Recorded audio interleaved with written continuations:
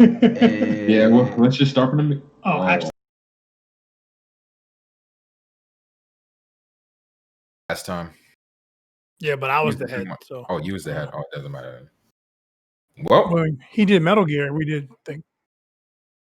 just me. And it's Cool, cool, cool, cool, cool. it's always just key. It's crazy. Oh, oh my! You should. If only the people that were listening could see what I just saw. Man, Oh, my. okay. the most. No, it's my it's Sure. my it's my wire, man. Like I luckily I bought two because these things I are. was just about to get at you. Like, why didn't you just I buy bought another one? two. I bought a 3 foot, and I think I bought like a 6 foot. I want to say. Okay, here's the better question. What's up? What's the brand? On. I can't even say Okay. anything. But Can we all be heard? I think I yeah. can't say anything. But I'm pretty sure On was like Because On just crept their way into everyone's dude, life. On, I It's don't even so know. annoying. I don't know where On came from, but all of a sudden they were all over the They were shelves. all over Walmart, and Yeah. everybody's buying them. And it's Yeah. What That- even is on? That was like my I only don't option. know. They're like the budget brand that came out the cut. It's Oh, crazy. like they just make everything. Well, they make a lot of stuff, yeah. And So yeah, On is Never heard of Walmart them. brand, Got you. and that they make TVs, headphones, cell phone accessories, And then just audio for called the ON, like on. Like, ONN. yeah, oh, never heard of them. really? When's the Really? last time you was in Walmart? They are. Yeah, you probably don't need. prolific You in probably Walmart haven't brand. needed any like, whatever, something Like recently. little Yeah. like accessories and stuff like Like that. yeah, like 'cause I always need plugs. I almost bought one of their what do you call them things? USB joints or what that you stick in little memory stick Oh things. no. Oh yeah, the Hmm. yeah, flash memory, yeah, all that stuff. Yeah, they got like literally any. They have monitors. So what is it? The Now, first thing is it Walmart brand or is it just in every store now? I don't know if it's Walmart brand I think it- specifically. I know they no, are. I typed in On and it was ONN-Walmart.com. I think that's that could be their brand because all of It a might be sudden one of their brands. Yeah, they that's just a possibility. they just showed up out of nowhere and was all over their shelves. is wild. Yeah, Interesting. the first thing, because I have a PC as my router, but I have a really old monitor. That PC had HDMI out only. The monitor only had VGA. So one of the first things I bought with them was a HDMI to VGA converter. You The bought fact that that's in a Walmart you bought is it from amazing. On. Yeah, it was On. Yeah. How about that? That's something I would need to go all the way to Micro Center to get, but it was On right is there on at point. Walmart. Yeah, but as I was saying, I was trying to figure out how to leave the party after we like stopped. Like I was leaving the game, and I couldn't figure out how to leave the headset party. And I was like, bro, I ended up just doing my normal routine and going to just shutting the system off, like putting the system to sleep, because that's what Just I shut knew the how whole to thing do. down? Yeah, that's what I knew how to Yeah, do. you'll definitely the party then. The UI, and then I was trying to figure out how to add a friend. Couldn't figure that out for a little bit. It's just so frustrating dealing with that stupid UI, man. Yeah, my primary gripe is the press and hold. I would prefer that when I press it, it was the hold activity and vice versa. Because in the PS4, when you I hold the wonder if you can PS5, change that. I'm gonna look it up. You might Actually, could I be able to. You know what? might could be. I don't know, but I'll I remote actually play like into the mine and change. see. I really like the change because I get to stuff way faster. I don't like it. Yeah, 'cause I'm used to whatsoever. holding the PS button and I get the quick menu, and then I do all those things. So I want to hold the PS button here, get the bottom menu, and do my thing. Yeah, no, like I'm saying, like I like the new change. I like the quick menu on the one tap. It's faster, not I'm drastically connecting. faster. I'm connecting to my PS5 now. I want to see if I can change that. That's fine for me, but it's just more like just the placements of everything is mad weird. I just feel like it's too convoluted. Like, why do I have to? Some stuff I don't is even very remember. convoluted. I will give Yeah, you that. Like, there's some two- stuff. There's Some two stuff is buried under multiple menus and it Yeah, doesn't need to be. like game base, for instance. Like game base, when you click game base, it just shows you like your list of friends that are currently on. Then you have to click in the menu within game base to get to like what used to be PlayStation's old original. This is how I found out how to add players.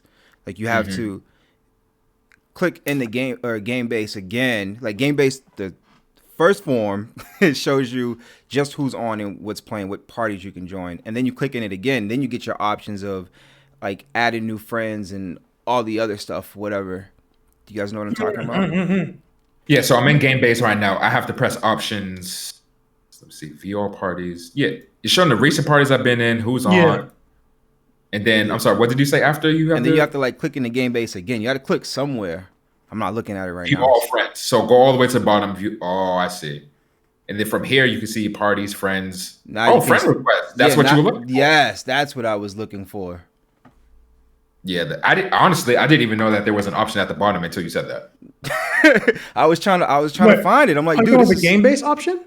This is so stupid. No, so yeah, when you go to game base, so press PS. Yeah, that's so annoying. On the bottom, game base, and then recent parties, then the view all parties option, then all your friends. Once you scroll past all your online friends, there's that view all friends option.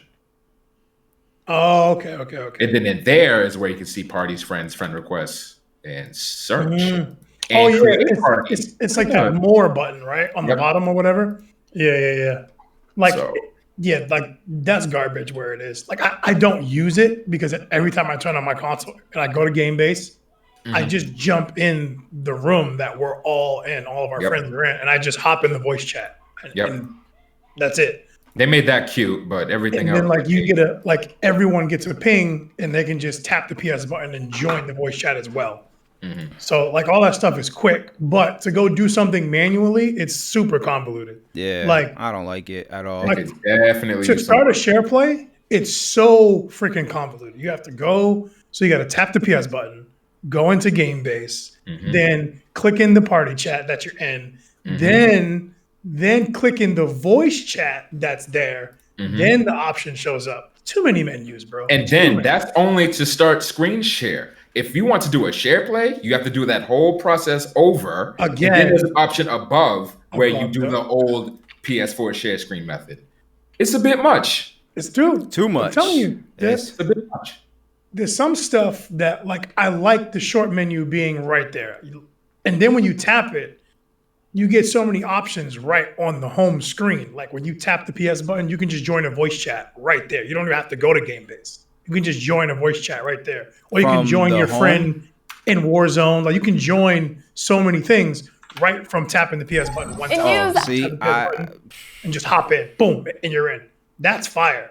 I ain't figured none of that out yet. This stuff is all too confusing for me still, dude. It's everywhere, and they could definitely use some tightening and replacement and actual customization. The fact that there's a customized option and all it does is allow you to hide and show icons. Yo, that's kind of whack. It's like the control panel on like iOS from like 5 years ago when you could only add and subtract the things that they wanted you to have on there. That's it.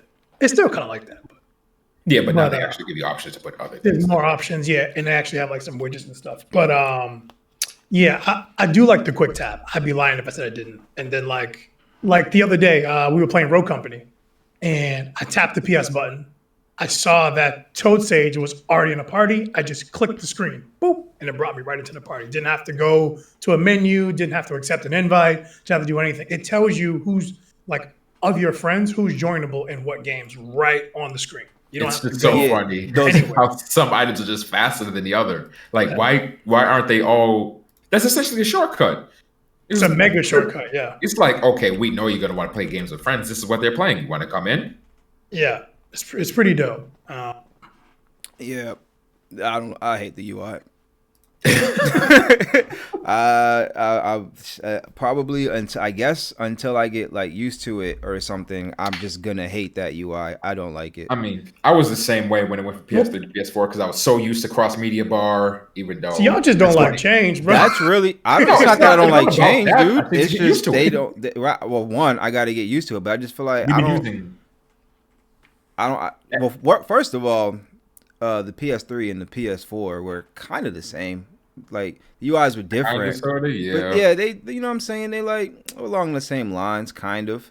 Yeah, I didn't like the cross media bar. It was my god, it was so simple. It was so simple. Cross media bar, I actually prefer the cross media. It was so simple. Everything was simple. Even though I forgot how to use it when I rehooked up my PS3, and I was like, oh, things are just very different in that land. And you know what's crazy is that this new screen is even simpler. Like there's less on there, but there's still more. It's just like still more that you have to do. Like, man, I don't know. I can't get with it right Isn't that how it goes? Less is more? I don't like the home screen at all. Y'all know how I feel about that. You can't organize anything. It needs Like, you can't put your games on your home screen. It's like terrible.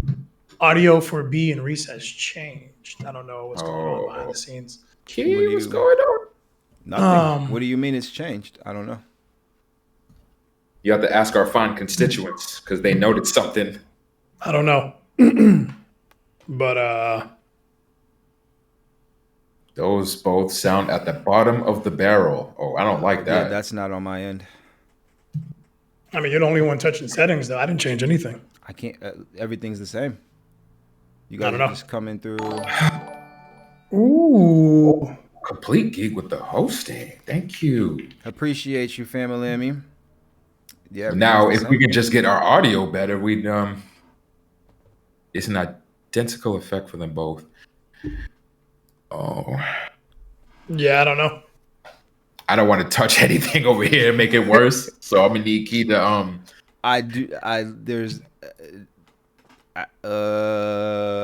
there's nothing to change. Hold on. Let me see if I can. What's cool is we still haven't even done our intro. So if any issues, we can fix that later.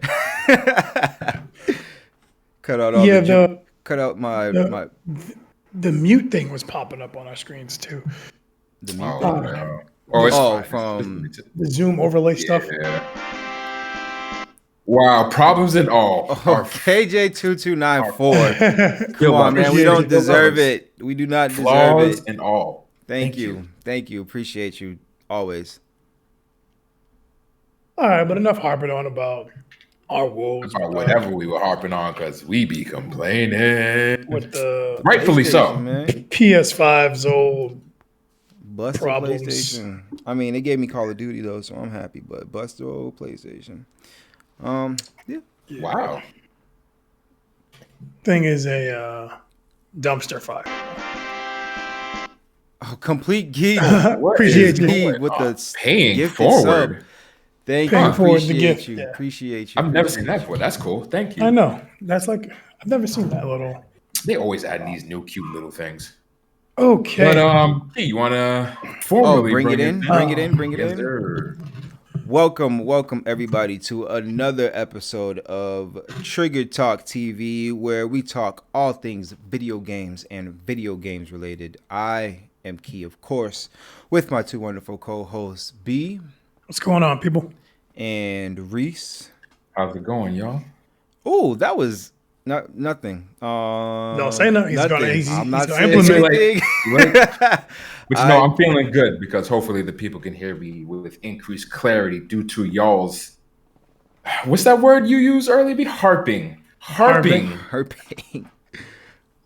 you guys are clear. Hopefully everything's clear. With that being said, what also is clear or kinda isn't clear is the future of video games and gaming and what's going on with Bethesda and Microsoft and all of that, Game Pass, all of that. All of that? All of it. All of that. All of that. Give me all of that. So everybody knows that back in September, Microsoft announced the acquisition of Bethesda for $7.5 billion. ZeniMax. They got the whole thing. Oh, ZeniMax, right. I'm sorry. They got the whole They got ZeniMax and all of that. They went from, they acquired, it was 8. They went from having 15 companies to 23. So they packed on 8 more. And they're still looking, they said. They're still looking. When you got the deepest pockets in the world, why not? Yo, they got money, man. It's crazy how they got money and they're not afraid to spend it. They will drop money in a what's the saying? Dime of a hat, top of a button. In a drop of a hat. That one. Drop of a hat. Yes. So, gaming is booming, dude. It's booming, and it's like, companies, for whatever reason, aren't willing to shell a lot of investment dollars in, and they're like, "Are you ridiculous? Let's start Yeah. spending, dude." Microsoft's like, Spending. "Screw it, let's go." Yeah, they got Billions, it. not hundreds of thousands, not millions, billions. They're- That's like an incomprehensible number in other aspects of life. I know. Yeah, Like, imagine you have a billion houses, a billion in your primary son, $1 billion. That's a lot. I know, and it's 7.5 billion, and they're still looking for more. Actually, Yeah. they said that they're looking for companies that they can trust to just say, hey, in fiscal year 2024 Q3, we need you to drop a AAA right then and there. So they're looking for companies that they can trust to just do that on the dime of a button. On the Ooh, you are not good at those. Drop of a You hat. are at not good at the those. hat of a dime. Boy. These are bad. Go ahead. Now you're But- trolling. Nah, what is it? Drop of a hat. think Whatever. Drop of a hat, press of a button. Dime of a hat. Go ahead. And It's usually in an extremely simple action. at the quick of a dime. On a I give up. stop on a dime. So anyways, GameSpot reported Microsoft recently attended a management presentation at the Jefferies Interactive Entertainment virtual conference. Wow. Whoa. What's Wait, the name of the that's a lot conference of again? work. Yes, Yeah, it's can you run that the back? Jefferies Interactive Entertainment virtual conference. Ooh. Yes, that's All right, Sounds Jeffrey. like great value E3 to me. I looked it up. No, nothing. It's a banking I think it was just like a conference between like investors and stuff like that. Like just the business side and like, hey, what are you guys doing with our money, or what are you doing with your money, or whatever, Something that the general public typically wouldn't be aware of. Right. It's not like a gaming arcade type, PAX type, nothing like that. So anyways, Microsoft CFO Tim Stewart was there, of course, and he was asked if certain Bethesda franchises are going to be an Xbox exclusive. And basically, he said it's going to be first, better, or best on Xbox, but they will not be. Oh my That's goodness. nuts. Appreciate your complete geek. Geek TV just gifted us 5 more subs. You guys are insane. We love you. I love you. All of us love you. You are an amazing individual. Really appreciate Thank you very much, man. We appreciate it. All love. The love.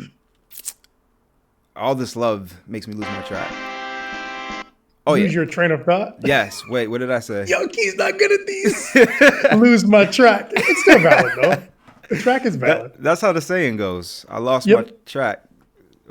So anyways, yes, first, better, or best on Xbox.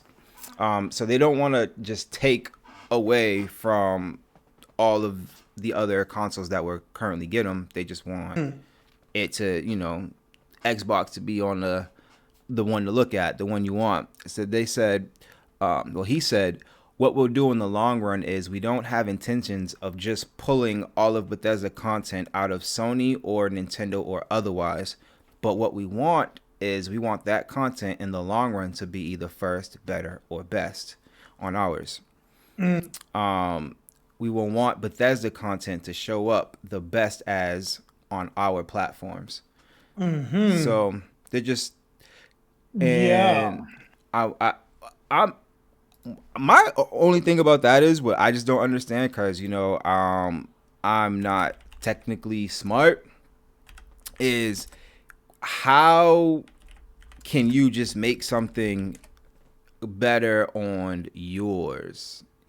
Like, how do I is it designed to work best with the whatever kind of RAM or processing system that they have in their console? You usually, like what some of these companies have done in the past, is they might only give, like, let's just for the sake of conversation, let's say we're Microsoft and someone else is Sony. So let's say we come out with a game and we decide that it's going to be best on Xbox. So we allow it to be put in the best, like it can be viewed the best on Xbox. So meaning it might have the 4K where the PS5 and the Switch versions don't. I mean, the Switch can't do that anyway. Nope. But like, That's but handheld. like, it doesn't have that. Or it might have a couple of game modes that are not available. It might have some DLC that's not available. It'll be it'll have quick resume accessible. Like it'll be like light. You know what I mean? Like it'll be Gears of War 6 light. You know what I mean? Like, or I don't think they go that far. They'd probably do. No, something. they do. They do. Go look it up. There's some games out there that have done that, where like you only get the fidelity mode on Xbox. Yeah, bro. I don't know. I don't think that they would take away 4K from this current generation, since it's like the touted feature. Then again, who am I? I'm not one of those people in the board. Well, no, that's a good assessment. They do something like, 4K at 120 on Xbox, but only 4K at 60 on PS5. Something like that. They probably do that. Absolutely. Or additional fidelities, like you said, or even features. They'll probably flip on some feature flags for the Xbox variants instead of the PS5. And they could be like, oh, you want to enable this Xbox only feature? Pay us a little more. They could do some corniness like that. Mm-hmm. But the main thing for me, which I strongly believe, especially for like a lot of these big flagship games like Elder Scrolls series, Fallout series, is timed exclusive. I believe that in my heart, that they're going to be like 6 months to a year, we get it first. Hold that. Yeah, definitely. I really believe that. That's a definite. I feel like that is like I mean, they even to move on, he even said, but if you think about something like Game Pass, if it shows up in best in Game Pass, that's what we want to see, and we want to drive our Game Pass subscriber base through the Bethesda pipeline. So, and there it is. And like, there's no guarantee that they're going to do this, but like I said previously, when I went to go pre-order, what is the name of that game? Medium, because I'm interested in that game. And I went to pre-order it, and they gave me an option to either pre-order or just sign up for Game Pass, because you can play it on Game Pass for free. So that brings the potential that since this is now an Xbox like first party game, it's potentially going to be free on Game Pass for us to play. So, and I just feel like the most plausible answer, or most possible thing is for them to have that limited exclusivity, that timed exclusive thing, limited time exclusive on the Xbox for like X amount of time. However they decide to do it, they're going to chew out those first couple of sales, and then everybody else can get the remainder. Dude, I strongly believe that. It's one of the main things that these companies do now. Like the timed exclusive thing is a huge deal. Like, because like you don't want to not be able to sell your game on other it's genius platforms. But you're like, well, let me drive the sales from my home first. You know what I mean? Like, let me do my block first. Let me make sure they get it first, and then we'll leave the other ones for everyone else. Yeah, like because that's just like residual money. Like that's just money you getting a cut of. You're not getting the whole thing, so you get all of the full amount that you can, and then like X amount of time later, I'll just make money off of what y'all sell for me. Good looks. Exactly. Like imagine like how God of War would be if now they released it for Xbox people to play. You know what I mean? Like, blow up. It's right. It was a game of the year. It sold millions of copies. It did so well. And then now it's like, everyone can play it on PC, on Xbox. Go nuts. Like that makes sense to me. And they've done that before. Like Microsoft has been doing that for a while. Like I know a lot of companies have been doing that, but my first experience with that was Microsoft, way back with the Tomb Raider series. Dude, they even did like a small flex. It was like a slight flex, but at the same time looking out for the gaming community. He's Spencer also. Spencer. Phil Spencer been on one. Yeah, he's been on one. he's slight flex. He told Kotaku last month. He said, while Microsoft could recoup its $7.5 billion purchase without selling Bethesda games on PlayStation, the acquisition was not done to take away. Yeah, the acquisition was not done to take away games from another player base. So it's like we could get our Dude. money back without giving y'all access, but that's not what we came to do. Like Bro, listen. $7.5 billion. G. little flex. Change. Yeah, right. We just spent 7.5 billion and we can get it back, but I don't need to do it in the way y'all thinking. So y'all good. You don't gotta sweat. Don't worry about it. We're good. Yeah. Bro, he's been so good at doing things that are great for Microsoft, but without alienating other fan bases. Yeah. I mean, they've just been knocking that out the park this whole release for this new Xbox. Man, the best value in gaming right now is Game Pass, bro. Dude, it's the best value in gaming. Game Changed my mind. Pass is Changed my mind, phenomenal. Game We looked- passes. We went on the site and we saw that there are 346 games available currently for the Xbox. And I think 240 for PC. That's nuts. Oh gosh. That's nuts. Yeah. That's nuts, dude. And it's not like they're all like tiny games or games from years past. Like it's a good mix of their entire catalog going all the way through from Xbox till the Xbox One.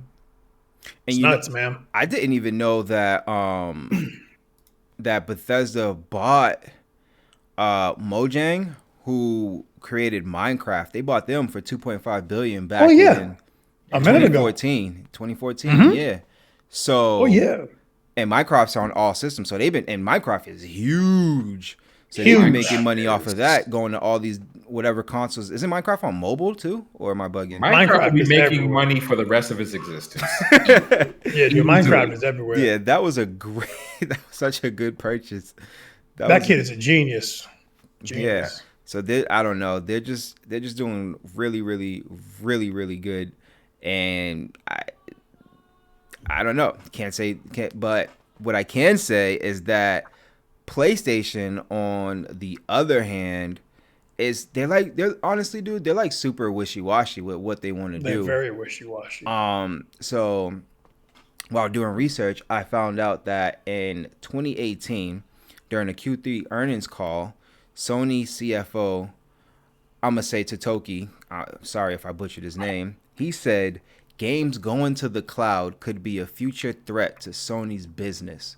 Like, wow. So when cloud gaming first started to like go crazy, they saw it as a threat. They wasn't even trying to like move forward with it. They just saw it as drum. Yeah, they're not trying to be progressive with it. So I'm seeing this is why they aren't anywhere near where Microsoft is with cloud gaming. You want to know who pulled a similar mistake like that? Who? Microsoft themselves. With what? I think with mobile. With mobile. So way back in the day when they were trying to peddle those Windows mobile phones on us, Android has resurged, and then shortly after that, the iPhone. And Windows is like, man, we know what we're doing. We have all these business professionals. They'll always be buying our phones, things like that. They stayed stagnant, and now look, they ain't got no phone no more. They're straight out of the phone. phone. Using Android outbreak. They're using the opposition. Yeah, out of the phone. And I'll think that these divisions it just got real up in here. They ain't got no phone. They ain't got no phone now. So they made a similar mistake in those divisions. They talk to each other, mobile and gaming. Like, why wouldn't they? Mm-hmm. So don't repeat that type of mistake. And now look what they did. They progressed. They moved at a blistering pace, I have to say. Oh, you talking about Sony? No. Microsoft? Xbox. Oh, Xbox. Yeah. Yeah. Man, Sony. And thank you. In the chat, we actually have one of our chatters, Black Udon. He said Sony bought a cloud gaming streaming service a while ago. That was Gaikai. Gaikai, yeah. And they were kind of stagnant with it at first. And he was like, you know what? We spent all this money on this thing. And then they turned it into what's known as PS Now. I mean, they bought that company. Cool, and they were supposed to be the platform for all their online gaming and all that stuff. And they did nothing with it for a while. Nothing with it, yeah. But I don't see, to be fair, I do not know I know Xbox OGs have had Xbox Game Pass for however long time. So yeah, but I don't know what it looked like in its first rendition. I know what PS Now looked like, and I feel bad for whoever paid for it in its first rendition because it was atrocious. It was absolutely horrible. They would literally charge you. It was kind of like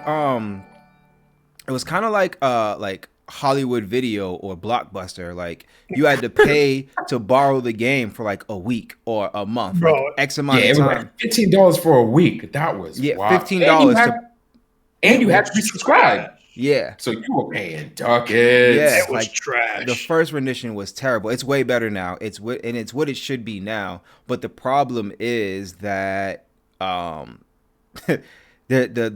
library is so weak. It's so weak. It's Bro, it's sad. weak. It's so weak, dude. And you know what? Not even just the PS Now library is weak. The PlayStation library is weak. Like the PlayStation Online, PlayStation Network library is weak. So, and I don't know why they do it this way, but it depends on what console you have. So on the PS4, you would have a certain library, and the PS3 would have a certain library, and now the PS5's library is only PS5 and PS4 games for the online part, for the PlayStation Network part, which makes absolutely no sense to me. But so I don't know, like PlayStation. Yeah, like that's all they have. So like they've always done it separately, and they were going to do it separately again. I heard that on IGN's Daily Fix. Like they were going to do it separately again, and then people started complaining behind the scenes, and they're like a couple fans. What do you mean separately? Like kind of how like the PS3 in the PS4 libraries are completely separate. Mm-hmm. Oh, they're different. Yeah, I mean, it still is. That again. It still is. Well, no, the PS4 and the PS5 libraries are all in one. You can go on your PS5. Oh, it's the same. To the PS4. Yeah. Wait, but doesn't the PS4 library have PS3 games? Nah. Does it? So PS Now does. Yeah, you have to stream itself? PS3 games. No. So wait, I thought you can buy PS3 games on the PlayStation Network library. If it's a game that's like been ported over, yes, but it's not going to have that PS3 icon on it, and it's not going to load up with the PS3 logo. And if you can, it's a PS Now title which will turn on the emulator. Exactly, which will automatically turn on the right. It's got the emulation that's built in. Okay, on PlayStation, on the PS4 though, you can purchase like Final Fantasy 9 for $20. They like remastered it or whatever. Right, but that's not considered a PS1 game. You know what I mean? Yeah, that's a it's PS4. been remastered. Do you PS4. think is that Final Fantasy 9? And can I buy that on PS5 right now? Yeah, you should be able. Absolutely. You can. Okay. Yes, it's the same store that they brought it over from the PS4. Okay. Because what happened was people were getting upset because they were hearing that they were going to do that again. And then they changed their focus to the PS5 and the PS4. We want everything from the PS4, everything to be over, everything to work right. So it's like, okay, sure. I went to the PlayStation Now store, and I went to filters to see like what I can get, and it literally just said PlayStation 5 and PlayStation 4. Like those are my only two options. Yeah. That's it. That's it. So my goodness, so bad. On the PS4, there is no option. There is no option. There is none of that. You don't get to separate them from 1, 2, 3, 4. There's none of that. Oh my goodness. It's just the PlayStation Network store. That's this crazy. Is our store. I guess this is what you can get. I'm already spoiled with my Xbox because like I was up in this library going crazy. Like I was just like I started Googling video games just to see what I missed out on, to see if they had it in the library. I'm like, okay, I don't know what this is, but I'm gonna download it anyway. But I'm gonna just download it anyway. I love that. One of the expansion cards to keep playing around. I was going crazy. I was really going crazy in there. It's crazy. Like I wish I bought 2 of those 5 terabytes because I feel like my Xbox is going to need one more than my PlayStation. Yeah. No, that library is insane. But so moving. I just bought an 8 terabyte. Damn, I might have to hook it up to my Xbox instead. So moving forward. At first, Sony was like, we can't like Xbox. Or I'm sorry, not Xbox. Cloud gaming they saw it as a threat. And then, most recently, a lot of people know that they said the CEO, Jim Ryan, said, we are not going to go down the road of putting new release titles into a subscription model. These games cost many millions of dollars, well over $100 million to develop. We just don't see that as sustainable. Oh. That's a And big. That's a big mouthful. That's a big mouthful. to say that it's not sustainable, it's funny that they're like, we don't, it's not sustainable. And Xbox is over like, have that game, you can have that game, you can have that. You want this one too? Whatever. On the pass, download Yeah. it. And like now, there's a big argument on this, right? And we spoke about it extensively in our Discord. If you guys aren't in our Discord at this point, you wildin', bro. It's like an For real. RPG town in there. Everybody's going nuts in there. It's nuts. Get You in gotta there. get in there. Is that well? Microsoft has the pockets to take a hit on that. Well, man, I will tell you like this: Microsoft's Game Pass is already at 15 million subscribers. Wait, 15 million? 15 million subscribers. 50. Okay, can I just interrupt Yeah, you? can you run that back one more time? Really quick. 15 million subscribers. So I want to say in response to that, PlayStation Now is celebrating as of April 2020. They are celebrating 2.2 million subscribers as of April of 2020, and that's up a million from October of last year.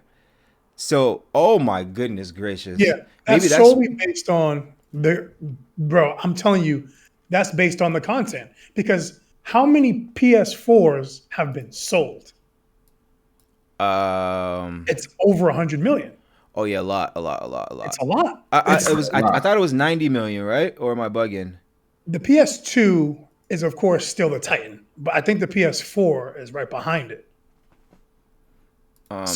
Even if it's 90 million, you mean to tell me you can only get 2.2 million to subscribe to your service? Oh no, you're right. It was 113 million sold, and only 2.2 out of 113 million, 2.2 million.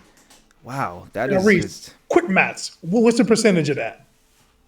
It ain't looking good. 1%. Was that 1%? It ain't looking good. It ain't looking good. Yeah. Bro, there's like no incentive to. Man, that's tough, dude. The PS, I know, but I mean, the library is just so weak, and I don't know. Again, I'm not a like technologically sound person. I don't know coding, none of this. I don't know what goes in it, but I don't understand why they can't expand. Like, what is stopping them from expanding their library? Like, what is? It might not even be a technological hurdle. It might be a boardroom hurdle. Who knows? It is a boardroom hurdle, bro. They already have the patents, or whatever that patent. They have the patents for. They came up with for the PlayStation 1, 2, and 3 to port their games or whatever it is online to the Genkai service or whoever's hosting their stuff. They have those patents in place. They can begin to start porting those games over if they choose to. If they want to put money into it, they can. They're choosing not to, and they're celebrating 2.2 million subscribers while Xbox is quiet about 15 million subscribers. That tells you something. 15 million. 15 million. That's a lot. That's a lot. That's a lot at a month. So if you have 15 million. So this is September 21st, 2020. This is not like it's old news. Microsoft is revealing today that it now has 15 million subscribers for Xbox Game Pass. That's up 50% from the 10 million the company already had back in April. So once they announced that, we're putting content on here, they increased their sales by 50%. That's crazy. I know PlayStation is. I know they are sweating. They have It's got to be sweating. It's not sustainable business. Who knows? They may not be sweating because according to them, they have an answer to this. Well, I mean, okay. So, wow. Thanks for just shouting out my lead. Just blowing my lead. I don't know. No. So recently moving forward, again, Jim Ryan had an interview with TASS or TASS. It's TASS. I'm not sure how to pronounce that. Probably TASS. And actually, it was a really good interview. It was they asked a lot of questions, and he gave a lot of in-depth answers until they got to this question here. When asked about a response to Xbox Game Pass, he said, "There is actually news to come, but just not today. We have PlayStation Now, which is our subscription service, and that is available in a number of markets. And that's all he had to say on that matter at the moment. God, bro. So So what that's telling me, just hearing that, is they're about to chew on some words. They're about to chew on some words because they are. I think they're scrambling to come up with something to compete. Oh, absolutely. They have to. They have to have something to compete. They're about to eat something. They're about to put their whole Sony square triangles foot in their mouth because, bro, you can't argue with 15 million subs. You can't argue with that. Like, even if people only have the lowest subscription service for that, for Game Pass, which is $10. $10. Yep. If that means 15 million subscribers, that's $150 million a month. A month. A month. Yeah. A month. Yeah. How is that not sustainable? I ought to upsmack the CEOs in the boardroom. You sound goofy. You sound goofy. Yeah, I don't know, man.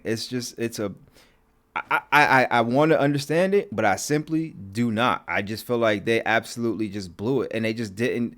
Well, I think it's the fact that now that not knowing that in 2018 they saw it as a threat, that showed the precedent for their mindset moving forward. Like with that threat, with that mindset right there, Bro, this is why they are behind. This is why they are in the position that they are in, because they didn't see it as a chance or an opportunity to grow or they just saw it as a threat. Like, okay, now we got to fight back against this somehow. They wasn't flowing with it. Stuck in their ways. Like Kojima said this years ago that his constituents from Japan are stuck in their ways and they refuse to evolve. And that's why their games are stagnant. He was like, that's why, like, he didn't say it this verbatim, but based on what he said, you can kind of draw conclusions. Like, that's why the games that come from the eastern part of the world are pretty much still the same. They haven't evolved. They haven't gotten with the times. And you're seeing that not only in their creative process, but in their business process.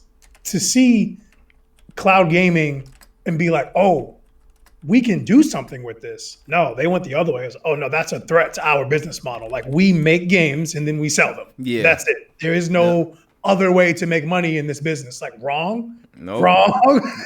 Nope. They completely went the other way. Like, you're supposed to be progressive, dude. You're supposed to, once time moves forward. Nothing is ever stagnant. Nothing stays the same forever. Like, once you start seeing a slight shift, you got to keep your eye on that shift. And once that shift becomes a giant ripple, you got to say, okay, I got to ride this wave. I got to go with the flow and move with that motion and make the moves you need to make. Ready for it. Have a team together, task force, whatever you want to call it. Be ready for that wave because it's coming. Like when you run a business, you never know what the next trend is going to be. You just don't know. Yeah. And even if you have an idea, you should be on top of that idea, not fighting that idea. Exactly. They saw it as a threat, and you see what happened. Now they got 2.2 subscribers, and they are 2.2 million subs. They're trailing behind Microsoft. And it's funny that they're trailing behind Microsoft when Microsoft is going out just spending money, just dropping big. Well, I mean, think about it. They're getting $150 million a month from just their subscription service because it's sustainable, I guess. Yeah. And they even said, "Hey, if we wanted to, we can let you guys have Game Pass too." They've done They've done so much flex talk. Urban Voice Media, thank you for the follow. I really appreciate it. Appreciate you. Thank you. But yeah, man. Hey, man, it was a threat. So it was like, nah, we can't do that. All right. So I just did some quick math over here just for the sake of conversation. Quick math. Right? So The Last of Us 2, which is still fresh in our minds, is one of the fastest selling, most successful games ever. They've sold 4 million copies. That's an estimate, right? Okay. At $59.99. So at $60, we're not doing taxes and all that crap. So 240 million. Yeah. For one game. So they spent 100 million to make it, and then they made back 140 million. That's a huge success. Microsoft doing that monthly on just a subscription service alone. not based on How are what. you telling me this is not? You sound, But see, bro. no, I'm not even in the boardroom, and I can figure this math out pretty quickly. I think no. So I think what another issue is that it's because of their subscriber base, they're not seeing it as sustainable. Like we only have 2 million, so we can't. We their views wasn't on. Yeah, They didn't see the jump that Microsoft was going to get. They're not in They didn't Microsoft's see it. boardroom or whatever. So Microsoft was like, all right, this is our numbers now, whatever. Like, I just feel like we should just move forward with it. Boom, let's just do it. Let's go all in on cloud gaming. Boom, let's do it. That's what Microsoft's game plan was. And they were Sony already saw, at 10 million. yeah, Sony saw their numbers and were like, yo, I don't like, it's just not really working for us. Like, I don't know. And meanwhile, Xbox is moving forward and they're moving forward. And the reason, for my personal reason why I do not have PlayStation now, the catalog is trash. To me, catalog is trash. There's nothing that I really want to play on there. There's nothing that's like, I need to pay this service so I can play these games. There's nothing on there that makes me want to do that. Not a single game. I debated it for a while because I did want it for a long while. I kind of had it. They do like these promos, so I had it for a little bit. I was able to beat Eternal Sonata after a while, which I was super happy about. They do have a lot of old school games, but the catalog ultimately is super weak. It is super, super duper weak. And especially if you compare it to Xbox's Game Pass. Like that's what I'm talking about. It is extremely weak. And I did like a little test, and I like whatever game came to my mind, I looked it up on Game Pass, and a lot of times it would be either in Game Pass, and Game Pass has this thing where if it's not in Game Pass, it'll send you to the game's their store, and vice versa. Like, so if I find a game, how cool is that? If I find a game and let's say Gears of War, for instance, if I click on Gears of War and I'm just like searching in the store, if I click it in the store, it'll open up all the different options. So I can get it in the store, or hey, you can download it for free in the Game Pass, or here's the Ultimate Edition. So it'll have all those options. Right there, right at your fingertips, not convoluted, right, ready to go. Yeah. Ready to go. Yes, so PS Now does that. So, but because there aren't that many titles, you're obviously not going to see that option as much. So take, for example, P5, Persona 5. Yeah. I didn't own the game.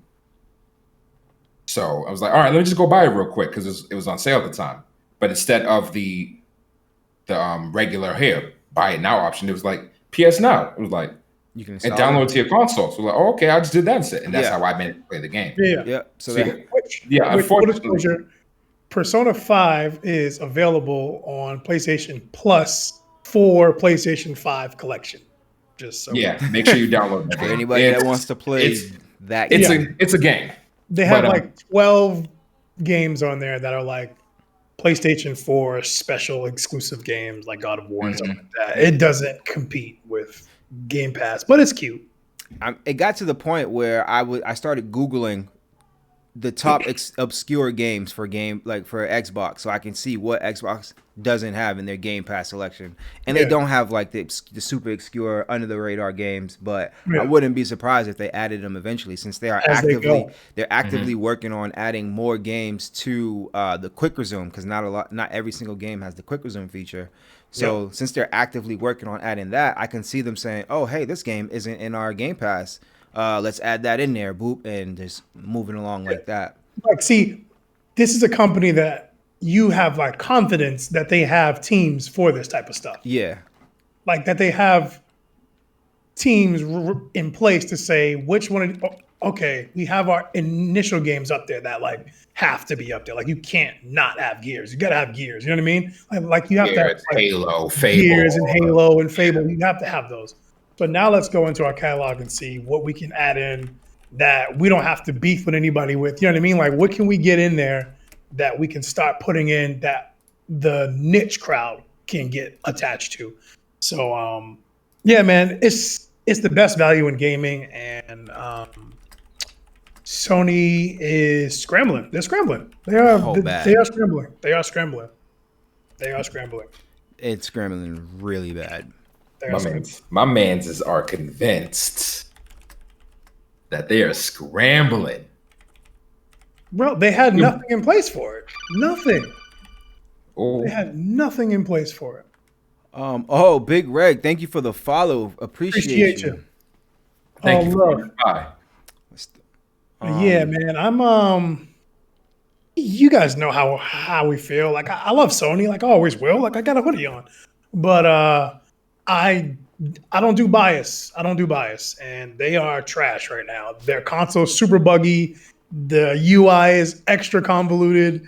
Um, yeah, and their subscription service is doo doo. So like, That's crazy how we went from speaking about Bethesda to trash and Sony yet again. I well, mean, no, it's it's On the crazy something. the next way episode, We talk Sony about did Game this Pass. trash behavior. it's just kind of the way it works, because when we first started this venture, we was all Sony. Like, we was hyped for Sony. Sony was doing everything right. Sony was doing what Sony was On the supposed to do. surface. Or, yeah, on the surface, like as far as like showing us stuff, because we had Sony's event, which showed us like games, and like we got like the devs, what the devs thought about the games, and then we had Xbox's event, which was laggy at first, and then you had people talking over when we were trying to watch the games. Like, it was terrible. It was a terrible show. Like they had multiple streams up, like one with like streamers and one that was the actual one. It was confusing. And Yeah. then during their event, they also showed like DLC for last gen. It's like, why would I want Yeah. to see that? This is next gen. I'm trying to see what you're showing us for the future.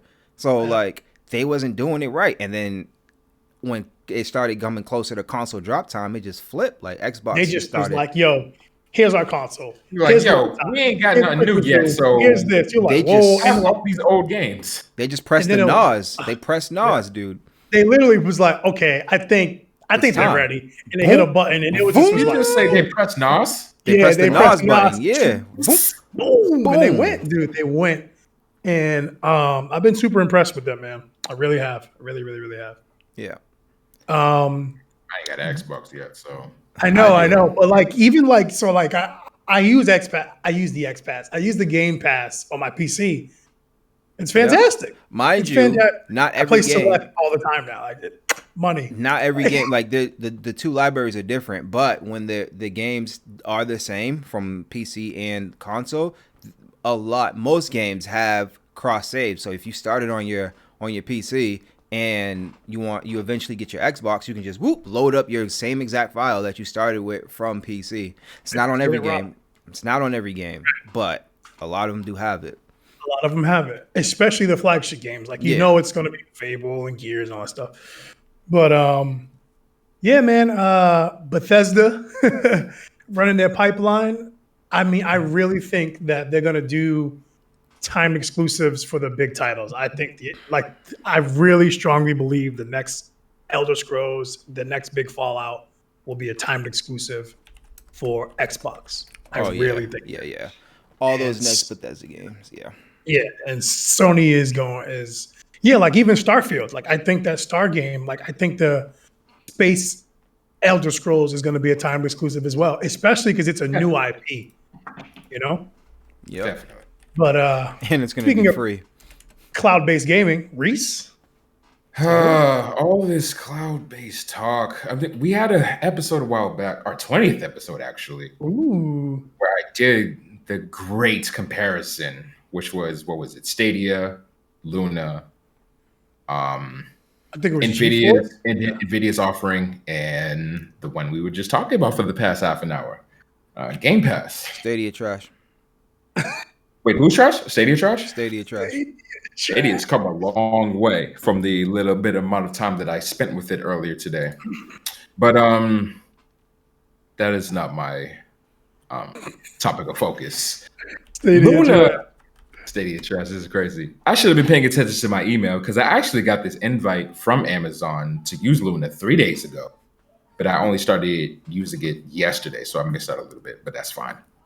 Unfortunately, it's still invite only. I don't know if you two even bothered trying to sign up, but I forgot. I'm not gonna hold you. I forgot. I wanted to, but I forgot. I saw the library. I was like, yeah, I can get those on my PS5 and my Xbox. Good. as far as the libraries are Stadia concerned, trash. for both of them, Yeah. you can just get them on your consoles or your PC or Dude, even. I can go Game into the Pass. biggest rant about that, but like, I just want to say this, and I'm just gonna leave it here. No. I want you to say it all. No, it's just that I just don't. These games, cloud gaming, like the box itself has no market. Who is your market?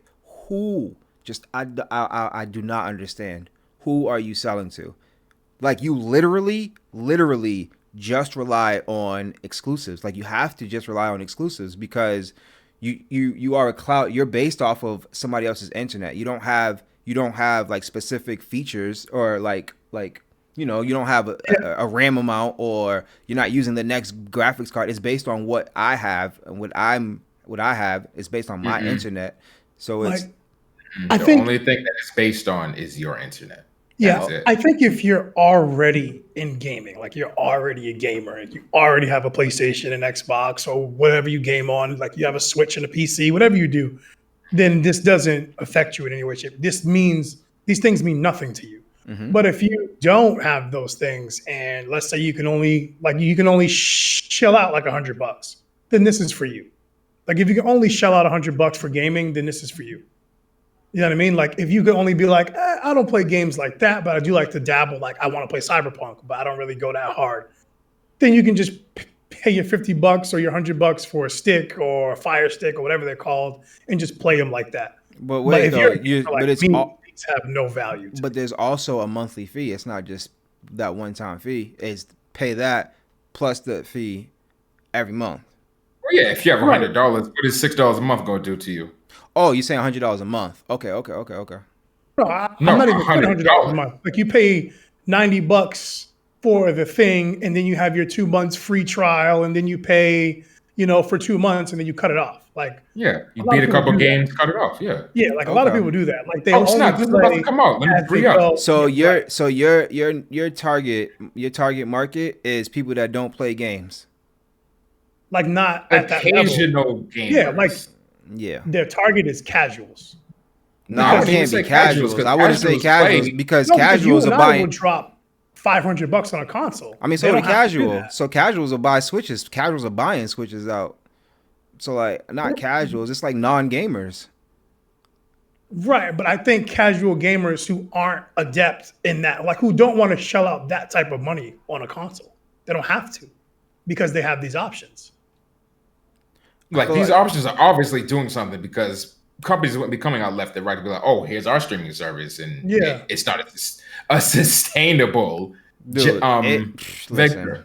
Especially subscription services because people forget they even use them, right? So like some people will just get their Netflix and barely use it and still pay it every month. I And then when mean, they- yeah, no, that's Raising my hand right now, true. like that's me.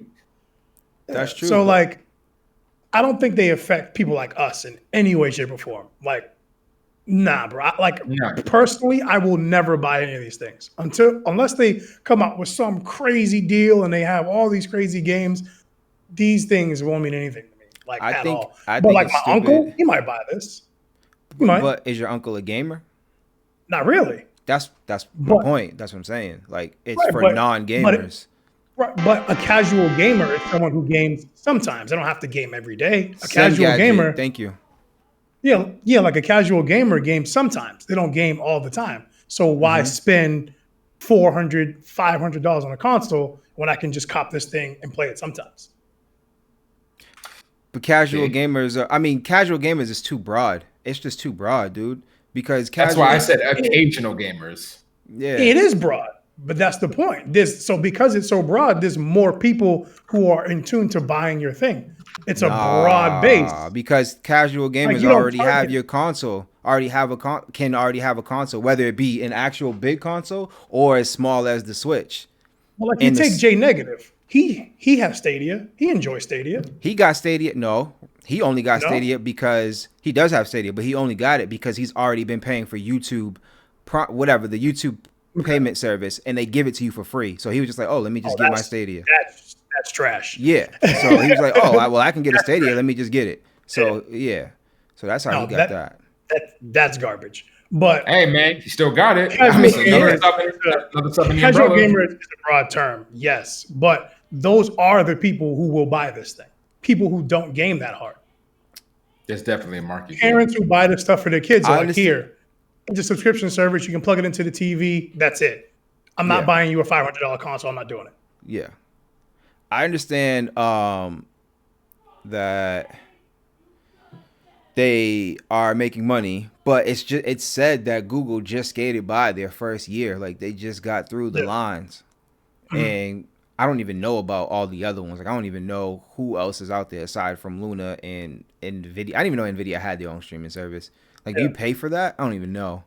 Yes, you pay for it. I don't know nothing about Nvidia. Like, where's the commercial for Nvidia? Like, where's the advertisement for Nvidia? Like, where is Nvidia in the grand scheme of all of this? Like, where are they? I know about Google because Google Stadia had big, large events and like they promoted themselves. Like, where's the promotion for this stuff? I'm not seeing it.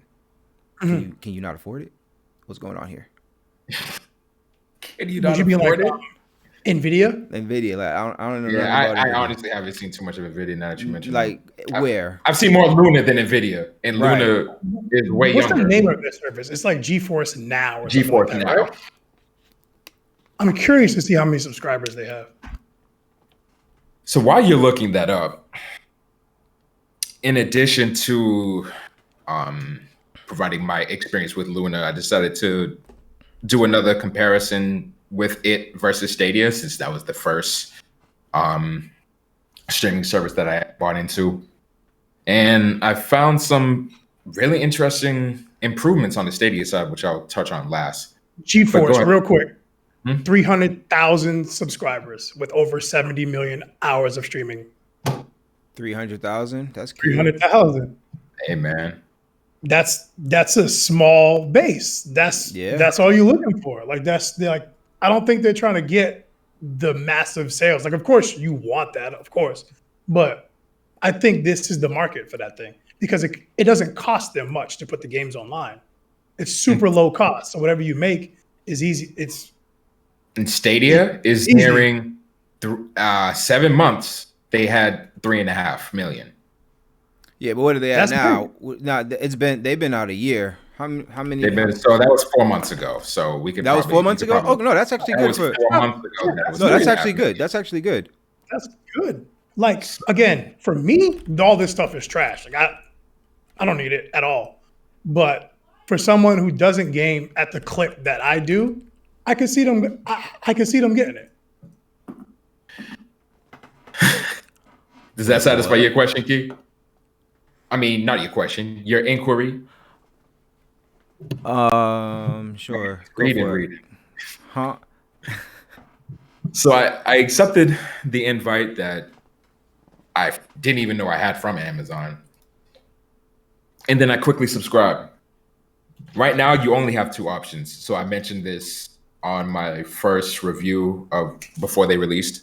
You have the Luna Plus channel, you have the Ubisoft Plus channel. Me being in my quick processing manners, whatever, I immediately went to Ubisoft Plus. Because, typically when you see options, the one that has the greater price usually has the previous options included in it. Mm-hmm. That was not the case here. So I'm actually I'm doubly subscribed to Luna, which isn't an issue. So I'm paying the $6 a month for Luna Plus right now, and that's granting me a library. I'm also paying for Uplay Plus, but I'm not paying for it in just Amazon. I have Ubisoft Connect now. So even though I'm paying it through Luna, if I were to go to Ubisoft Connect and put in my credentials, I'll have the benefits as if I had paid it from Ubisoft itself. That's pretty sweet. So I think that they kind of changed around how they're going to do the channels. So let's say there is an Epic channel. If you bind your Epic account to your Amazon account, you may just get those benefits. I don't know. That's just from what I'm seeing right now. So I got it on, what was 2 days ago? Saturday? I got it on Saturday, like really late Saturday. Played through it on Sunday.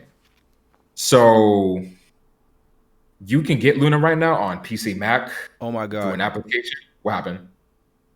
Wait. Stadia has more subscribers than PS Now? Yes. Stadia has more subscribers than PS Now, bro. Really? Oh my God. I didn't think about that. I saw Key's face. I'm like, what are you doing? He must have stood. You Bro, really just thought about that. think about that for a second. That I'm is- glad you said that, man. That is so Yeah. sad. See, that blew my mind. Stadia That got threw more my subs than PS That now. is that threw sad. my train of thought off. My thought of train, as Key would say. They really have 1 million more subscribers, and they've been out for. That's a shame. Yeah. Anyway, That is Luna really sad. Yo, is available PlayStation, on PC and Mac with an app on a number of Fire TV devices and on iOS 14 in the Safari browser, so your iPhone or your iPad. That's how I was using it, was on my iPad. In comparison to Stadia, that I'll do that this way. I'll just compare it to Stadia immediately. In comparison to Stadia, it's available on PC and Mac in a Chromium-based browser. If you want to use it on your TV, you need to purchase a Chromecast Ultra, which is it was $70 when I purchased it. I'm not sure. I actually don't think they're even selling those anymore. Certain supported Android devices, the Pixel line and things like that, and on unsupported Android devices. So in Stadia, there is an option called Experiments.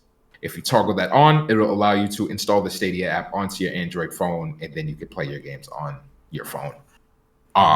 They're using that as a test bed to test compatibility to make sure that the games run fluidly on whatever Android device you stream it on, this, that, and the other.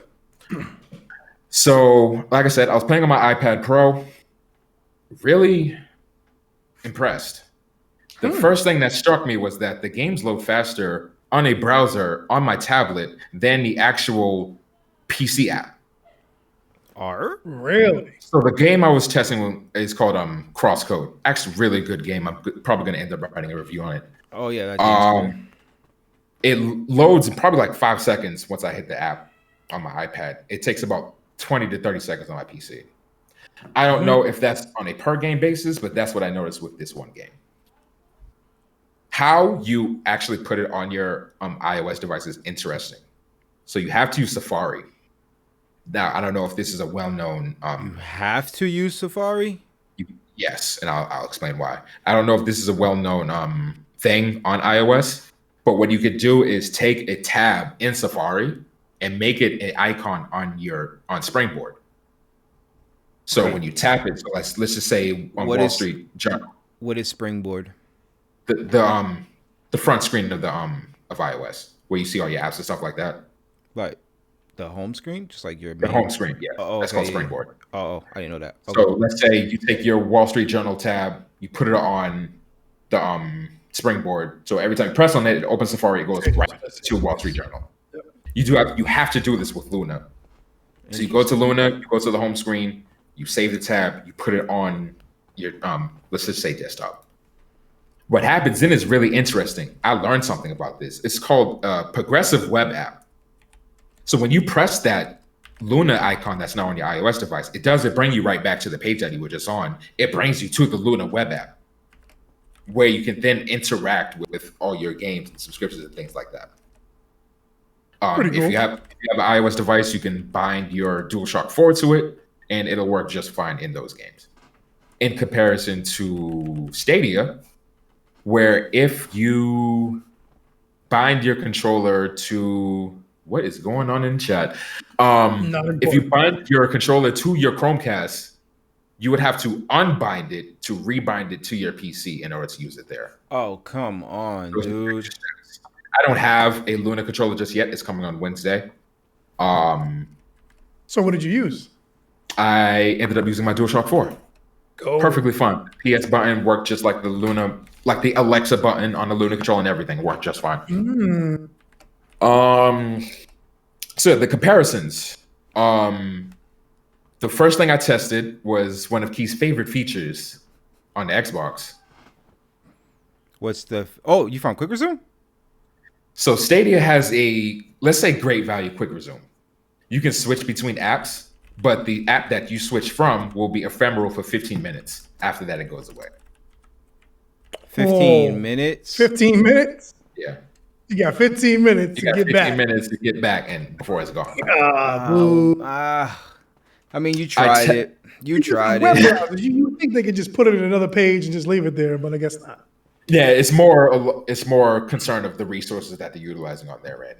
I can dig it. I can dig it.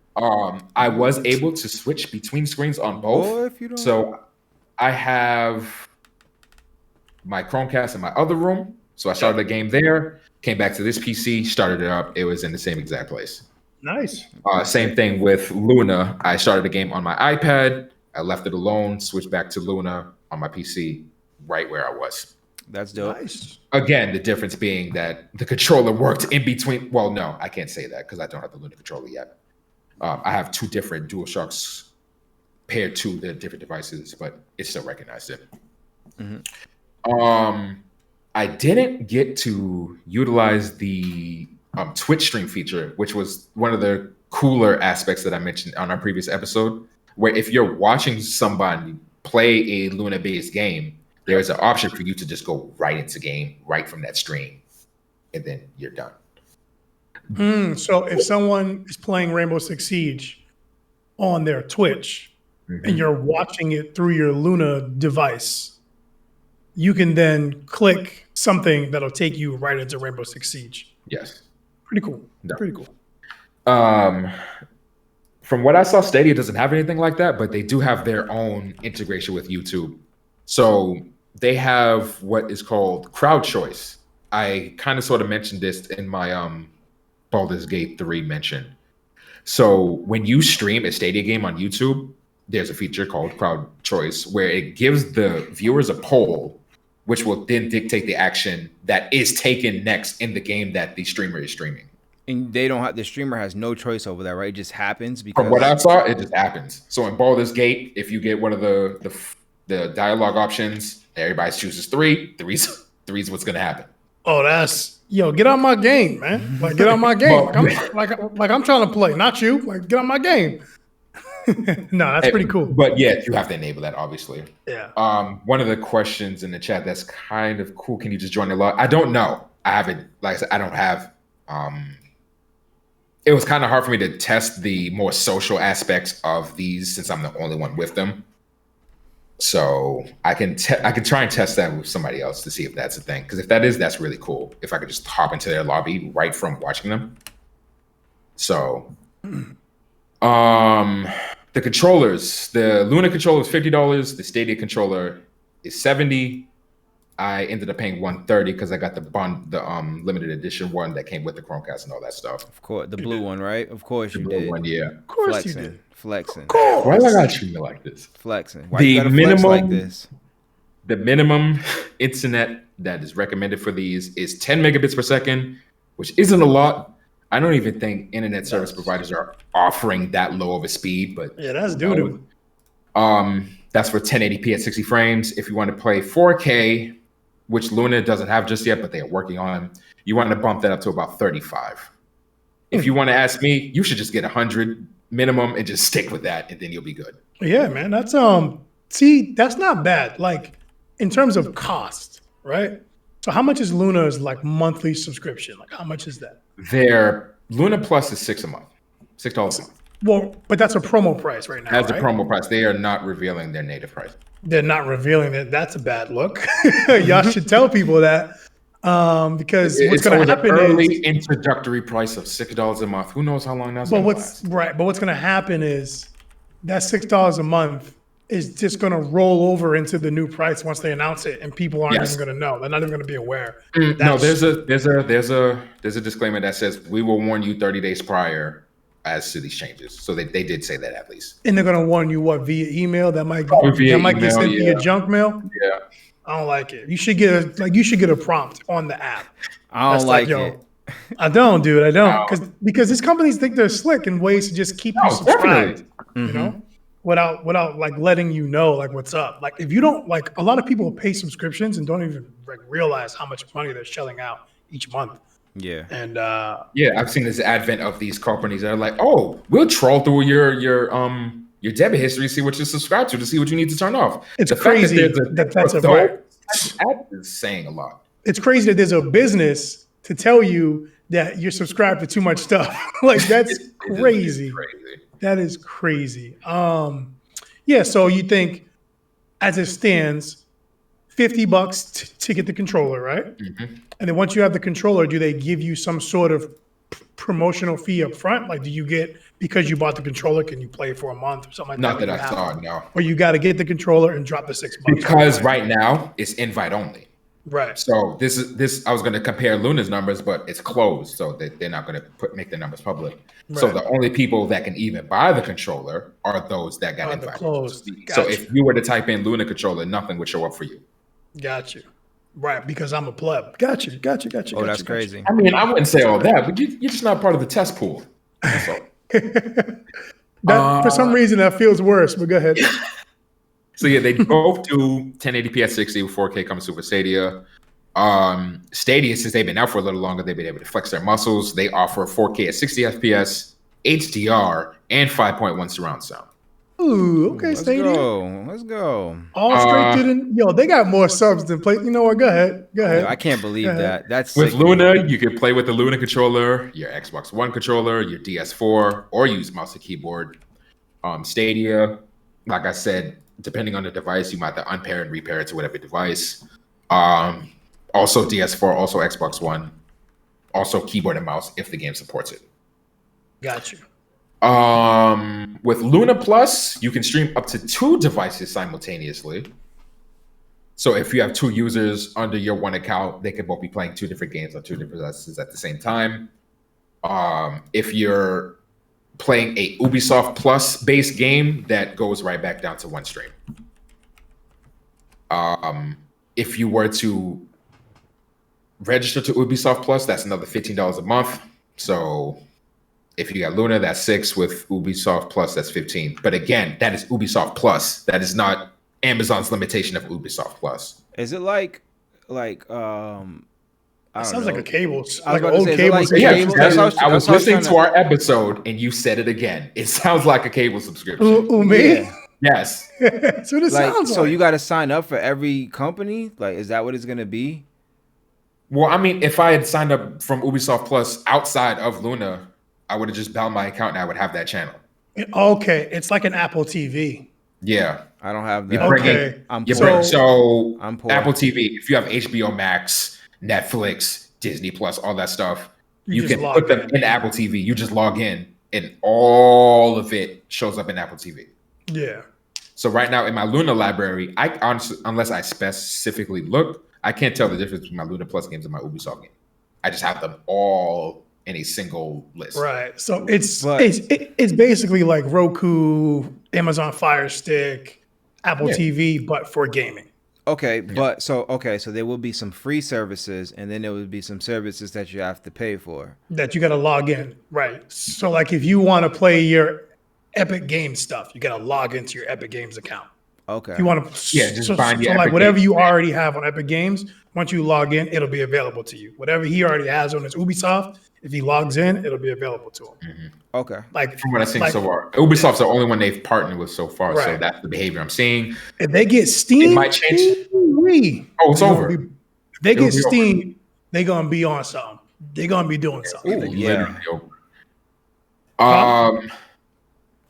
Yeah.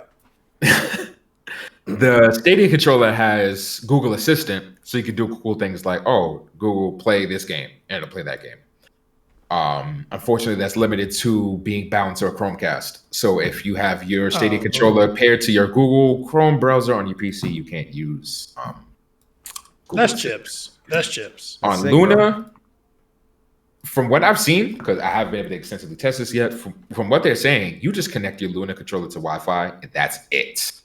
So you can say, Luna, play crosscode, and whatever device. Alexa, play crosscode. What did I say?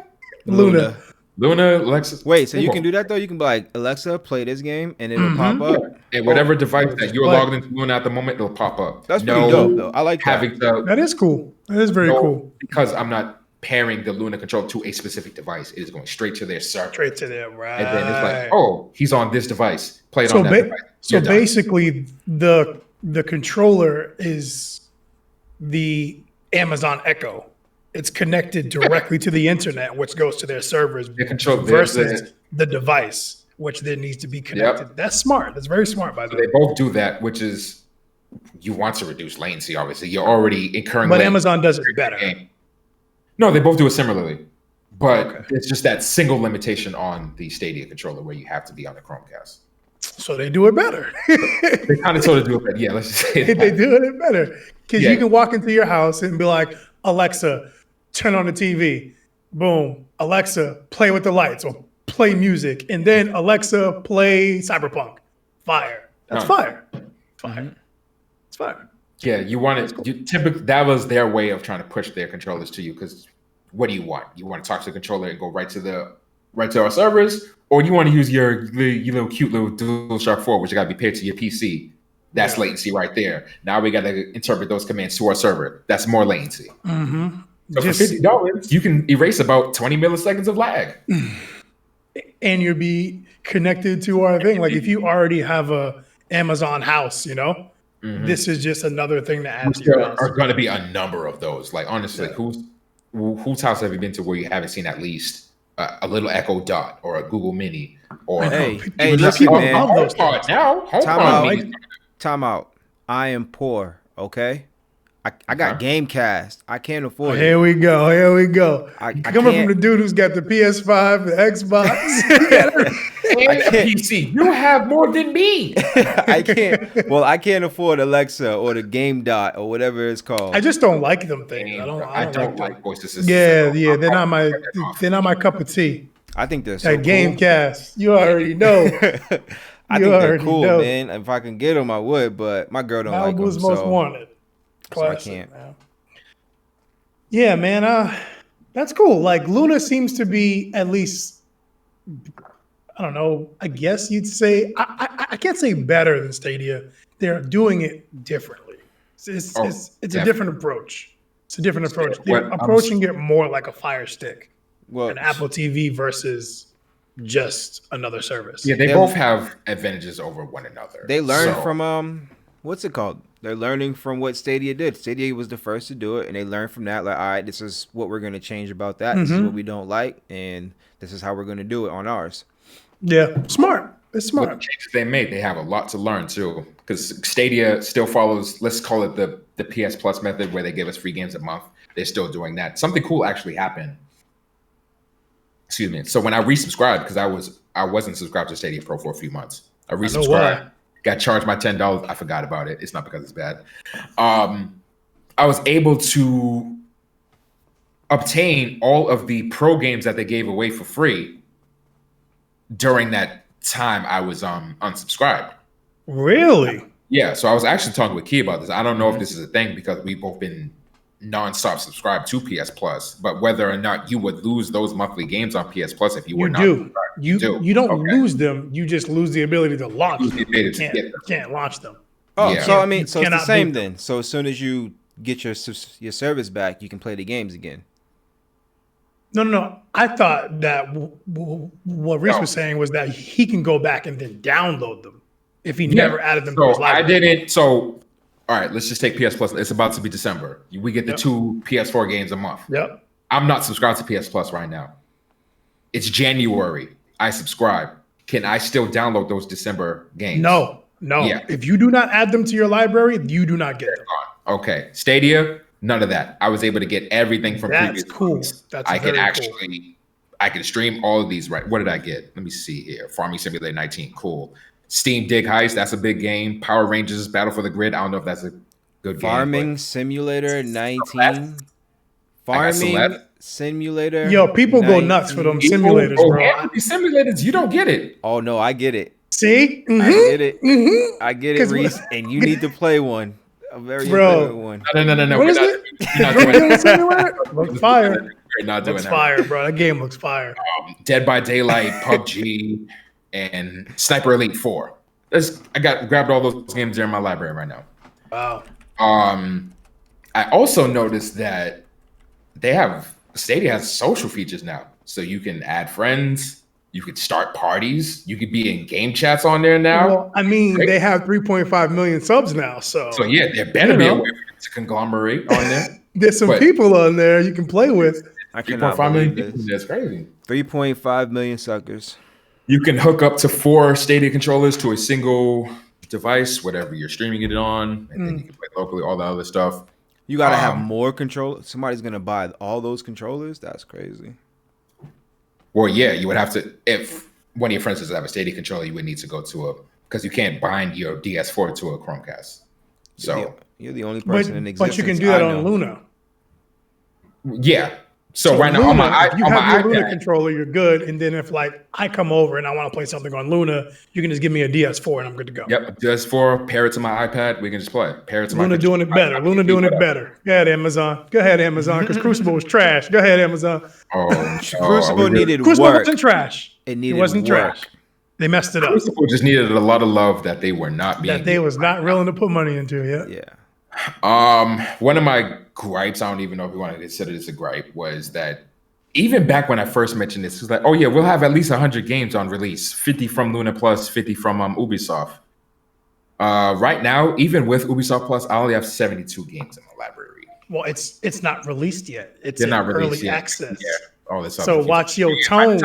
By the time it release, I bet I have 101 games. That's what I'm saying. 101 like Dalmatians, 101. baby. Yeah, right. With Stadia, after I downloaded all the games that I missed, I have 35 in my personal library with the ability to purchase some more games that are discounted because I have Pro and the future games that they'll release in the future. Who know? I don't know if Luna will follow that bulking method. Hopefully they do. Because the ultimate verdict is that all these services are the same. Because I have 3 of them now. I was Game Pass. Just about to ask. I said, I was literally gonna say you have the most experience with these things. Like you're super you want them to work. Like you want them to be the future of gaming. I do. This is really. What would you rate Luna right now? Like how would you rate it? Like for itself, out of 5 on our system, and then compared to the other ones, is it the best? Is it in the middle of the pack? Like, how do you feel about it? It's a bit early to do this. Luna's been out for not even a month and a half. Mm-hmm. Stadia's had 12 months. Game Pass has had how long? Yeah. Luna's definitely doing. I feel like we should exclude Game Pass and PS Now because they're already a part of it. Because they're well established. No, okay. Yeah. Well, no, it's because it's part of a console, so it's they're part of their own. Okay. They're different. Yeah, like that's what I mean. Like they're already in their own lane. Still too early, but I see Luna definitely catching up and potentially surpassing Stadia easily. Ease of access, the partnerships that they are able to forge, even though Uplay is on Stadia, so this one doesn't really count. But from this point on, they can branch out and reach out to other developers and say, "Oh, you trying to do something exclusive?" And yeah, right. Because Stadia has an advantage. Stadia has Stadia-based games. So with crowd control, like I mentioned earlier, that's a Baldur's Gate 3 Stadia exclusive feature. I won't be able to get that on my PC. I won't be able to get that on my console. Things like that. Mm-hmm. There are features in games on the streaming service. Amazon, though, like Luna has Twitch. You know what I mean? Like they got. That's another reason why I didn't want to really exclude it, because although they're not bound to consoles, they're bound to platforms just as great as PlayStation and Microsoft.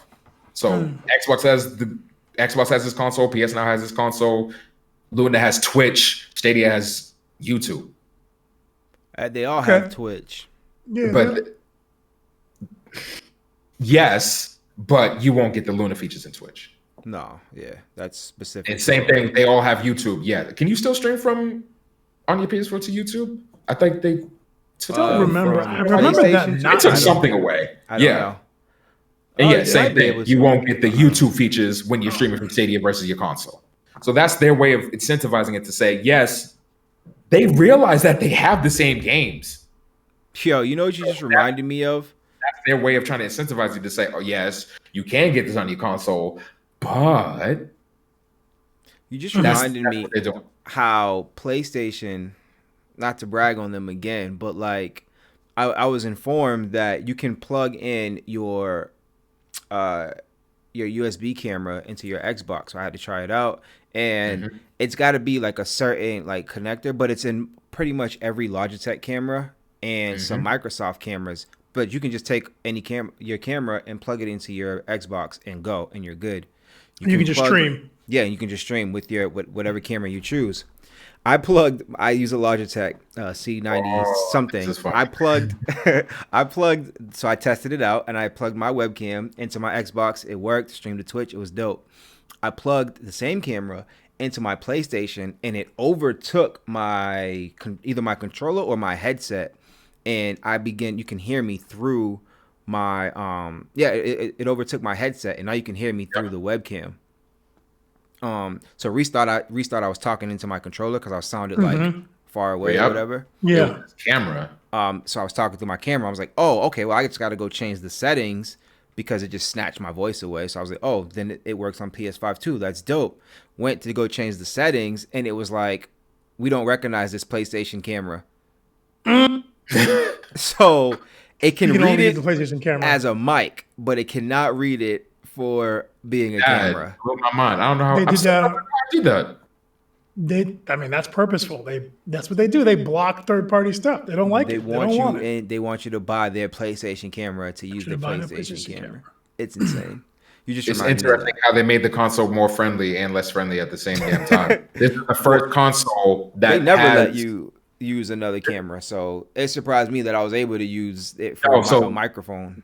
The reason I said that was this is the first console where they have no proprietary ports on the console. So on the PS3, they had that weird port on the back. I forget what it's called. The PlayStation 4, the PlayStation camera USB The camera slot had its own USB. Yeah. Its own slot. Yep. Here, there's just a bunch of USBs in the back, one in the front, one USB-C, HDMI, Ethernet. That's it. But there's coding into the software to stop you from using stuff. Yeah. I would think that it would to block the device as a whole rather than give you certain, because they would have to code in that specific device to say, okay, this is this is that, and so I don't know. I'm thinking it's just a compatibility thing rather than a native blocking thing. Probably both. It could be both.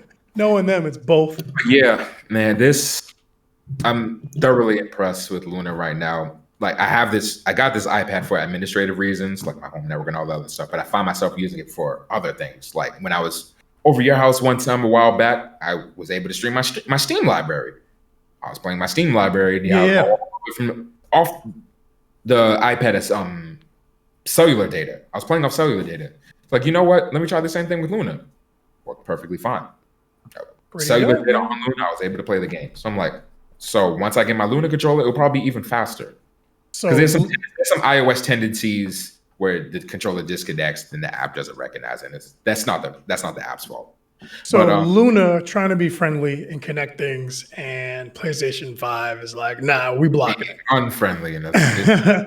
Well, as you know, companies like to block things. One of your favorite companies, Nintendo. I'm calling this segment Negative Nintendo because they are just, whew. So the Nintendo Switch is still selling at an exuberant amount of numbers. It's the only handheld worth buying on the market, I guess. So it's a handheld. So this little segment actually takes me back to 2013. So Evo 2013. As you guys know, I follow fighting games. I really get into the tournaments and stuff like that. So this story made me remember this older story. So Evo 2013, right? Super Smash Bros. Melee was not on the docket. It wasn't going to be at the event. I think it was one of the years where they pulled it and they just weren't going to do it. And then Evo was doing breast cancer awareness and they had a charity going. The Super Smash Brothers community raised $95,000. Nice. So Evo was like, okay, we see what you're doing. We're going to put Smash Brothers on the docket. Like, let's run it. So, all right, cool. So they had the schedule set up. Everything was ready to go, locked and loaded. Nintendo steps in and says, nah, bro, you can't live stream our game. What? Oh my goodness. Evo 13? Are you kidding me? The biggest fighting game tournament, period. And they said, nah, you can't live stream our game. So I don't know if you guys know who Joey Wizardus, but he's one of the co-founders of Evo. I heard And him. Yeah. yeah, and he was saying and I agree with him. It's their IP, so they can do whatever they want with it. I fully understand that. And he's like, but not only did they stop the live stream, they wanted to shut down the whole event. They literally wanted, don't play our game. We don't want that. And what do you gain from that? Bro, I don't know. I really don't know. So Yeah. So that was 2013. And then Evo had to go in and they had to change their entire streaming schedule. They had to recast and move people around, the whole thing. But they still played Smash. No one could watch it. No one could enjoy in the event. No one could see it. So now we fast forward to 2020. Evo obviously got canceled in person, so they did Evo Online. Evo Online, they just straight dropped Smash Brothers. Like, we're not even doing it. We're not even going to fight with them. We're not even doing it. They just dropped Smash. So Smash was at Evo 19. But again, I don't think they could live stream it. But that's not confirmed. I don't remember. So 2020 Evo, they're like, nah, we're not even doing Smash, bro. Like, we're not even going to do it.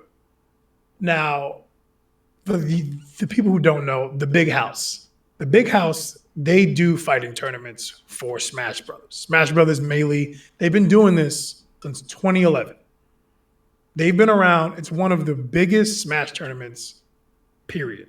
It's one of those tournaments where you don't win a ton of money. I think the prize pool is like $7,000 for Smash and like $7,000 for Ultimate, for Melee and Ultimate. It's not a huge prize pool like Evo, but it's like one of those bragging rights tournaments. It's one of those tournaments that like the biggest names go to and the people no one's ever heard of go to, and they all just go nuts. And it's a huge event every year. Okay. So due to COVID, they couldn't do it in person, so they're doing it online.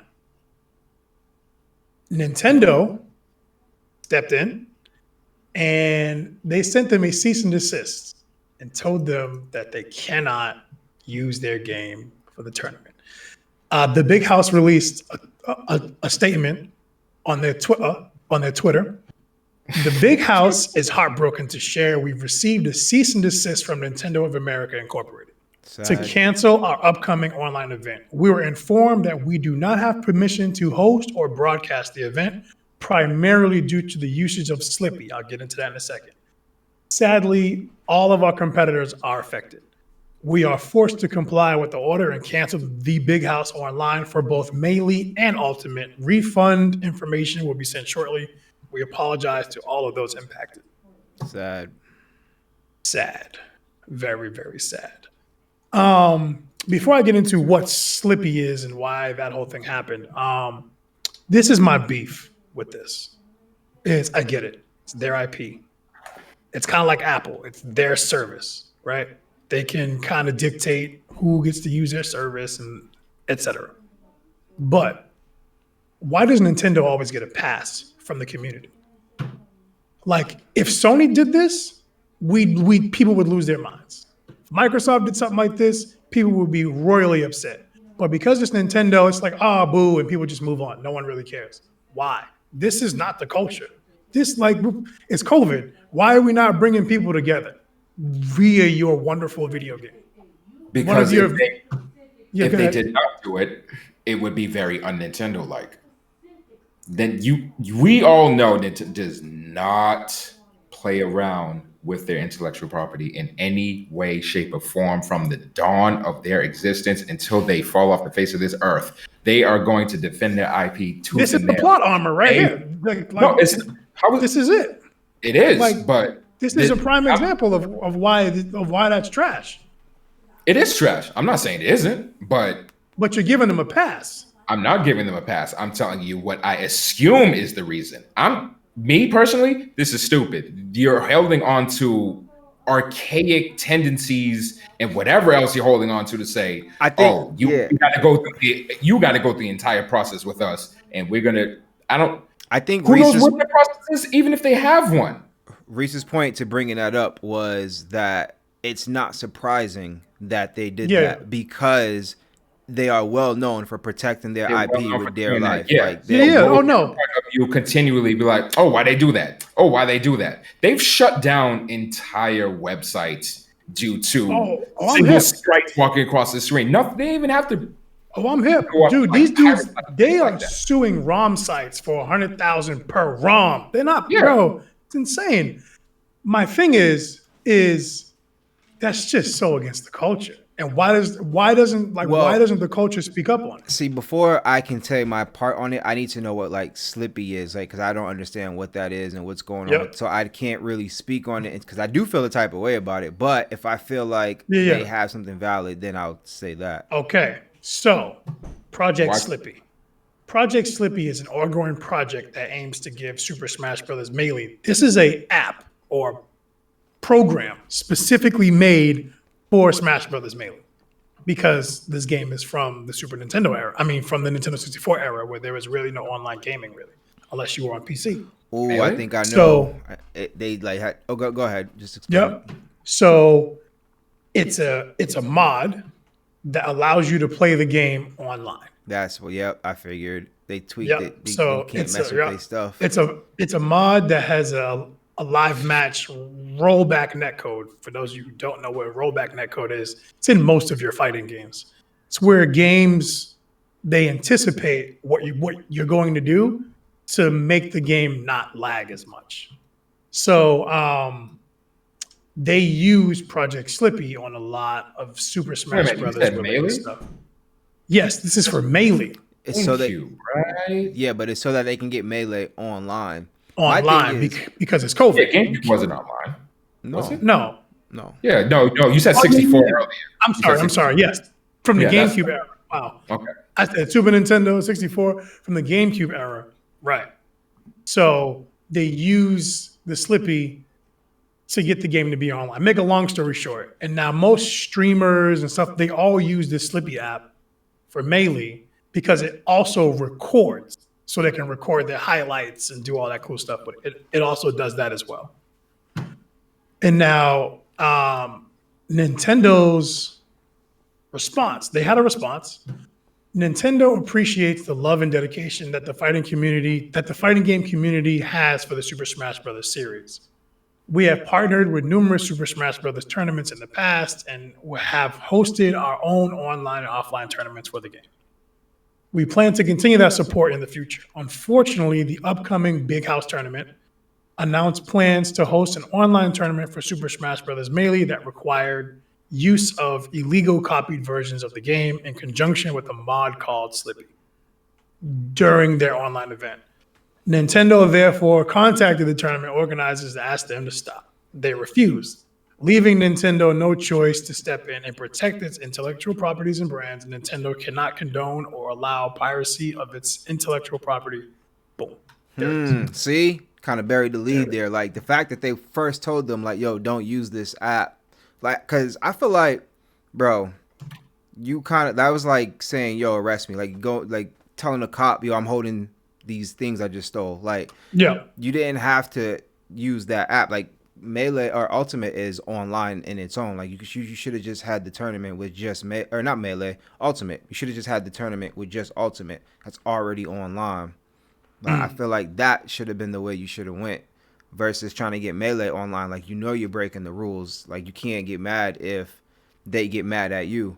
And Right. Yeah, we if they just said they're taking down pirate sites, and you have a pirated copy of the game. and on top of that, if they already went in and was like, "Yo, you can't do that," and they said no, like, bro, you're asking for it. Like, I can't. That's why I'm glad I found this out first, because like you're asking for it. I just can't side with them on that. No. I understand that 1,000%. Like you can't like when I was doing the story at first, I was like, "Arr," and then I'm like, okay, I get it. But my beef is no other game is doing this. All the other games, like the old games, the old Street Fighters and all that stuff that they do use the Slippy app for, they let them. Totally fine. For Yeah. the culture. It's for the community. Like your game came out almost 20 years ago. Like I just don't get it. And I don't get why people just continuously give them a pass. Like I feel like if somebody did this with a Capcom game, Twitter would go crazy. Twitter would lose their minds. They put pressure on the company to let up. No one puts pressure on Nintendo. Nobody puts pressure on them. They just let Nintendo, oh, well, here we go again. Oh, well, here we go again. This is what Nintendo does. Stop giving them a pass. Yo, put the pressure on them. Like, I just don't get it. Has there been an instance when we've applied pressure to Nintendo? That I can't think of any, honestly. Bro, I can't think of one time that like the whole community's gotten together like, yo, y'all are forcing it. I can't think of an instance where they would even budge, even if the pressure was brought to them. They can't. Man, Nintendo doesn't need to. No, I'm sorry. Go ahead. Nintendo doesn't need to budge because they have their purists. They have their fan base that just, okay, Nintendo says this, fine, we're gonna do what Nintendo says. Yeah, dude, it's crazy. It just blows my mind that Nintendo can just be so anti-community, anti-everything, and people just let them ride. They just let them have it. They just continue to buy their products. They continue to just ride with them. Like, dude, like, I really don't rock with Nintendo. I really don't. Like, they really lost a fan. Like, I don't like their company. I really don't like the way they operate. I really don't. I'm not a Nintendo fan anymore. I'm not. Like, they still make some quality games. I love Smash Brothers. I always will.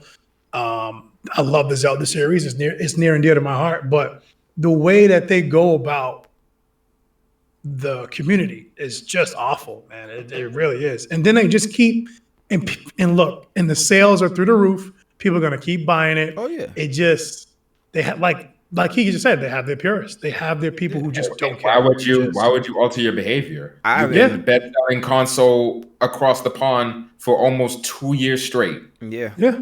I can impose my will on any surface at any time, and we'll get minimal dissent, and the train will just keep moving. Bro, they literally have a list of just random projects that they've just shut down.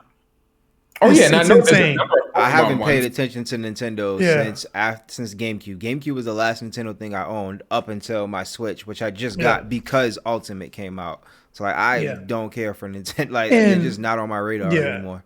And like some people were saying in the chat that Smash, like the Melee purists are very different from Ultimate. They're different absolutely. games. Like, you already know that. I had a friend that I played Final Fantasy TCG with, and he was like actively looking for a fatback TV. I'm like, you mean throw it away? He's like, no, I need a fatback. I'm like, why would you want a fatback? He's like, oh, because there's less latency and it looks better when you're playing the game. When you're playing Melee, it's better for you to play Melee on a fatback than it is for you to hook it up to an HD TV.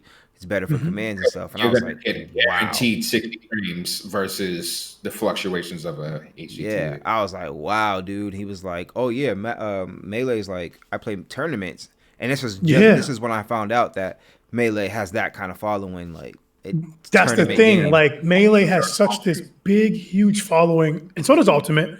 Like, Smash Bros. In general just has this huge following, and they just don't respect their community. They just don't. Yeah. I've never seen a company not rock with their own community for one of their games. I just never seen this. That's really weird. But it's also bad on Big House. They call it Big House, right? Yeah, the Big House. They should have just went to Ultimate. Like, Ultimate's already online. Well, they do Melee though. That's their thing. They do Melee. Ultimate's the secondary thing. They're like, oh, we have Ultimate, but it's 2011. I mean, time says, like, where we are in life right now, like, you work with what you got, and to go in and tweak with some. Okay, Nintendo is well known for two things. One is being absolutely adored by their followers, and two, having the hardest palm, like the tightest palm around their IP, no matter what situation. This is known since their inception. It's known facts. For you to go in and tweak their stuff, like, you knew this was coming. Like, you should have just went to Ultimate, dude. You should have just stayed with Ultimate. Like, you should have just did Ultimate. Like, now you got to refund. Now you got completely shut down. Now you got to refund everybody, and like, you got to completely. You could have had somewhat of a resemblance of a tournament. But now, because of your actions, nobody's getting anything. Yep, so, I agree with you. I agree with you in that regard, 100%. That's on the Big House. They even told you not to. Yeah, it was like, yo. They even was like, yo, you should stop. And they said no. Stop. And they was like, no, it's our stuff. It's like, we paid for it. We can do whatever we want with it. and they were like, "Yeah, well, how about this?" Okay, C and D. But now Yeah, Nintendo, like y'all need to Nintendo doesn't like, just hand out C&Ds. They're pretty anti-consumer, but they don't Ooh, outright use. Nintendo? Yes, they Yeah. do. I have a list of stuff. They just send cease and desist letters to every single Well, person who tries to do anything that remotely resembles their characters. I'm literally looking at a Are these list. individuals or are these companies These or are individuals, people who like personal people. Like one individual was like, oh, as a matter of fact, there's one really cool one. There's a person who made a rendering of Super Mario 64. In I got HD. another one too. I think you I saw showed that me one. I this saw that one. like I saw 100 that years one. ago. Yeah, cease and desist, gone. Okay, there's I a got difference. Between, I'm not now. Gone. Now remember this. I'm not excusing the behavior. Gone. I'm just saying that Gone. there's going to be a different process between one individual who is going to fear the fact that they receive a C and D from Nintendo versus someone who actually has the capability of fighting back to say, no, we want to do this. And then on top of that, they also hit somebody recently. I watch copious amounts of is that the right word? Whatever. I watch a lot of TikTok. You actually use it right. I watch a lot of TikTok, and recently a TikToker, is that a word? Whatever. Make it a word. A TikToker got hit because her name was like Poke something. It was like Pokemon something. She was like, all of her content was completely 100,000% based around Pokemon. So her name was like Pokemon something, and then like now you can get paid off of TikTok. So like I don't want to skewer exactly the details behind it, but it was something to do with her name and her getting paid. TikTok sent her, or not TikTok, Nintendo sent her a C&D, and she had to change her name. She could no longer be called Pokemon whatever it was called. She had to completely change her name. A TikToker had to change her name. Had to change her handle. Yes. Yo, because Nintendo said bro, so. They're the worst. They are the worst. Anti-consumer, if you ask me. Huh? I said, that's pretty anti-consumer. They have the Bro, tightest they grip. are And but they're so they're uptight. allowed to continue to be anti-consumer because no one challenges them. No one goes, you know what? I'm not buying their stuff anymore. No one does that. No one. No one does that. Yo, no one will do that. Nintendo, they dropped the Pokemon with no gems, and everybody was like, "Oh, well, okay, I'll just get that too. I'll play that." Crazy, bro. Like, yo, I am right as it stands. I am so anti-Nintendo. It's ridiculous, bro. It's ridiculous. Not a fan. Not a fan. Like what Microsoft is doing with their community and trying to get everybody involved, and like they're trying to get people to join their platforms while not alienating any other platforms or talking trash about any other platforms. Yeah, they might drop some little jabs here and there, or they might flex, but they're never like, we don't want you to play on we don't want you to play on Sony. We just would love for you to play with us. Nintendo's like, yo, and Nintendo has diehard fans, and they're like, nah, bro, we don't want to see that. Ban it. Yeah. Like I'm just looking at it's insane. When Fortnite first came out, it was something like there was no crossplay. Like you couldn't upload your file into because you can play on Switch, and you couldn't upload your file onto the Switch. You had to start a complete new file on Switch because they didn't want no cross management happening with you in a console. It was either on Switch or on your console. Trash, bro. Trash. Straight trash. Yeah. Negative Nintendo. The big house messed up. They are definitely in the wrong. Nintendo told you not to do that. You know how Nintendo is. You know how they get down. Like you've done dealings with them. You know how they get down. They told you not to. Then you said, I'm gonna do it anyway, and they hit you with that cease and desist. That's your business. You messed up, and you was really wrong because there's so many competitors who were ready to play, and now you got to pay them all back. That's on the big house. You were wrong. Cost yourself an entire tournament. Yeah, you guys cost yourself one of the longest running tournaments. I hope it doesn't. And now they might not ever work with you again. You know? I was going to say that's going to damage them. In the long run. So that's on you. Like I get it. It's COVID, and you tried to put the tournament together, but like he said, you should have just rocked with the one that already has a network code that's already ready to go. Like just play it. Like it's gonna be super laggy. Like we get it. It's the Switch. The internet on the Switch is horrible, but you should have just ran that or just did no tournament and said we'll see you next year rather than trying to intentionally go up against the Dark Empire.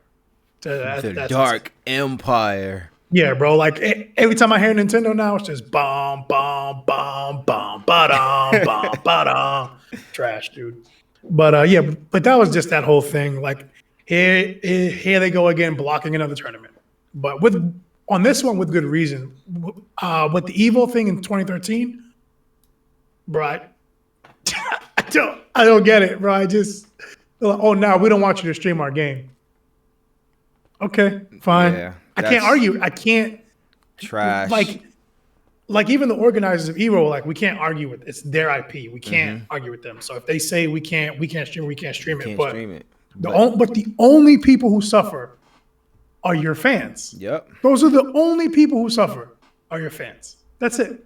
But do they? Because they don't complain. No. The Smash community complains, of course. Like the gaming, the Smash community, they can't stand Nintendo, but they love the game. So they'll play the game, but they can't stand. They can never be fully connected with their game. Like, imagine like you love Siege so much, yet Ubisoft was like, "Nah, bro, you can't broadcast it." Trash. So like you be having tournaments and stuff behind the scenes that no one can see. Trash, bro. That's trash. That's trash.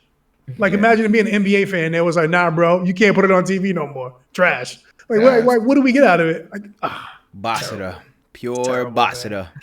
Stop, please. It's terrible. It's terrible. The Dark Empire, known as Nintendo, they don't care about the community. They really don't. They're gonna say stuff that they do, but your actions speak, and y'all don't. They don't care. They don't care about their constituents. Don't. That's how I feel about Nintendo right now. Like my Nintendo love has gone. I mean, over the last 2 years, this has been. Screw 'em. Wow. Well, wow. That was a very dark and negative note. So I think it's time to bring it to something a lot more brighter, happier, and lighter, because now it is time for everybody's favorite segment. It's not my favorite. Nani? Negative Reese. See, he's part of the Dark Empire, bro. My man over there on Nintendo, he's upset now. He had to take. He couldn't say nothing. He just had to take all the hits. Like, they just talking about my Lord and Savior like this. Wow. First of all, I was the first to say that they are anti-consumer trash behavior. So I want to hear your mouth. Listen, man. You play that tune, my guy. Everybody's favorite time of the week, Bees throwback of the week. I'm not joking. It's a lot better than that Nintendo music, I'll tell you what. Oh, that's crazy. Okay, stop. Don't disrespect the Wii Shop music. No, I'm talking about the Dark Empire. Oh. We need that Wii All right, ladies and gentlemen, it is that time again. Reese is talking over me, as per usual, because this is his show, not everyone's. It is a throwback of the week for week 28. We are short on time, so I'm going to blitz through this thing. I apologize. We was getting very deep into our topics this week. You did that intentionally. I did not. This game has been released on many platforms, many platforms. The first iteration of this game was released in 2001. Okay. This is published by Sega. It was devved by Amusement Vision. Sega. Dun, dun, dun. See? I got a little dev team that y'all like, who's that? This is, I don't know. This is Super Monkey Ball. Bro, if you've never played Super Monkey Ball, look, Keith's face, he's heated. He has no idea what this is, or maybe he's played it once. Super Monkey Ball is one of those Is that Diddy wonderful Kong? games. And I chose this game on this week specifically because we played a ton of this game on GameCube. You know what I mean? Define we, because it wasn't okay. Me and Reese did. Me and Reese. Yeah. I played Diddy Kong. That's Diddy Kong. Played it. No. Super Monkey Ball is this crazy, fun platforming puzzler sports. It's just an array of party games. It's like Mario Party times 10. It's just so fun. Like if it's Wii Sports. Way before Wii Sports, but better. It's just better, dude. Super Monkey Ball just had all these wonderful modes, like all the party modes. It had like 12 party modes, like Monkey Race and Monkey Fight, Monkey Billiards, Monkey Tennis, Monkey Baseball. It was just so many modes. So sick. You play 4 players. So you've seen the game with the monkey and the ball, right? Yeah, Diddy Kong. Yeah. Nah, this is not that. This is not not. that. I'm sorry, B. He's a lost cause, clearly. Yeah, my Listen, man's man, y'all know. uncultured. Listen, Fun. okay. Oh. If it doesn't make you want to smoke cigarettes, I'm not playing it. I don't do fun. We don't do fun. Mario He Party plays. He will doesn't do fun. Mario Party will pull a carton of cigarettes out real quick. I don't like but fun. Go ahead. No lie though. I used to actually really love Mario Party. I had a blast playing that game when I was a kid, but I haven't played that game since I was a kid. I don't do fun. You wildin'. The new one's pretty good. And Mario Party hasn't been good in a long time. Wow. Dang, No, it crazy. hasn't. That's just It hasn't. What's those wrong are with it? ratings, Isn't bro. it? I can't argue with the ratings. Game modes weren't as fun. It wasn't as accessible, and this is a number of things. But the ratings for Super Monkey Ball they're just great. 8.5s, 9s across the board. The game, so by July 2006, Super Monkey Ball 2 had sold 760,000 copies and earned 22 million in the US alone. It is ranked the 80th highest selling launch title ever. 77 million back in those days. Yeah, it's a huge game. It's one of those games that did so well that's been re-released on so many different things. It's on PS3, PS4, PS Vita. It's literally on everything. You can find this game on pretty much everything. Its impact was deep. It was just people love this game. It's one of those classic games that people just love it for forever. Always. Diddy Kong came a long way, huh? This is not Diddy Kong, not even in the slightest. Not As a even. matter of fact, I don't think Diddy Kong can hold a candle to how fun this game is, dude. Oh, that's crazy. You know what that Dude, means, right? Have you should played? give it a Wait, try. you clearly have not played Diddy Kong Racing. I played Diddy Kong. I played Diddy Kong Racing. That's all you Diddy got. Kong Racing is just racing. Not That's saying fire. that's not fun. Diddy Kong Racing's fun. Okay. But what this, if I want to, swing a bat or I don't want to This- swing a play some bat. tennis That sounds or like swim in fun. a pool or something? bro, this right here, mega fun. It's Just too much fun. I'm gonna have to copy GameCube just to educate you. Yeah, like Reese, I never forget the first time that Reese was like, yo, y'all need to come through. I think it was me and Imrod. He's like, yo, y'all need to come through. He didn't even want to tell us why. We just came over. All his brothers were at the house. Like, okay. He was like, yo, play this game. We played for hours. for hours. Played until our fingers hurt. It's so much fun. People are just getting heated, ready to throw the controllers. Like people are trying to have fights outside of the game because of something that happened in the game. When that happens, you know your game is fire. Playing a good game, yeah. Yeah. Like you know your game is fire. It's like, again, Nintendo at the time was just they were the king of these party games. But this game was released on a lot of stuff. It wasn't just game, no. right. So the Super Monkey Ball 2 was the one that Nintendo was like, this game did so well. The first one did so well that they bought 2 and made it only for GameCube. Mm-hmm. But 1 came out for, dude, literally everything. 1 is on arcade, GameCube, Game Boy Advance, Engage, PS2, Xbox, Nintendo DS, PlayStation Portable, Wii, 3DS, Vita, PlayStation 4, the Xbox One, the Nintendo Switch, Microsoft Windows, and iOS. You can get it on your phone right now. Let's get it.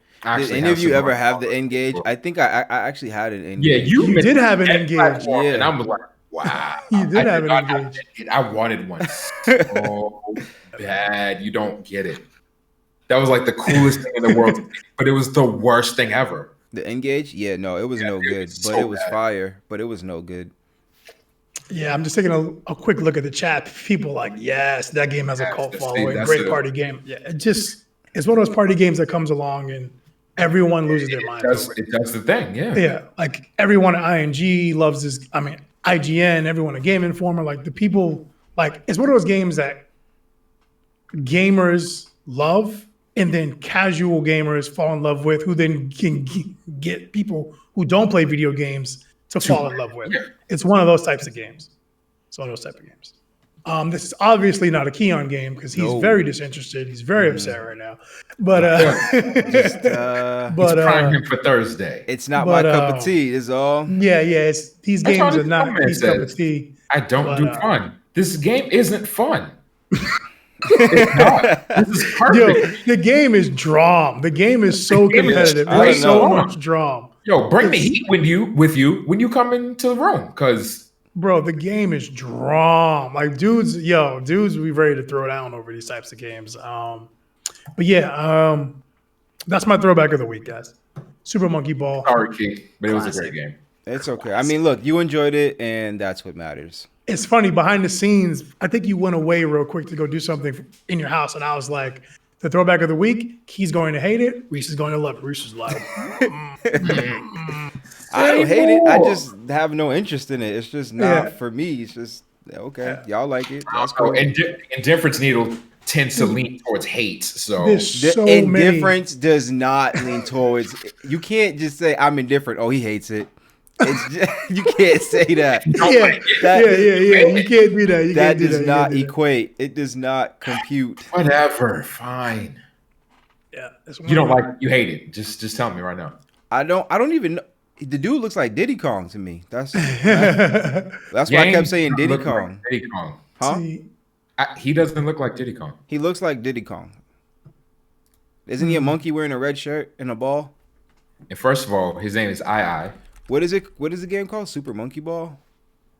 it was Mimi, I. and Gong Gong.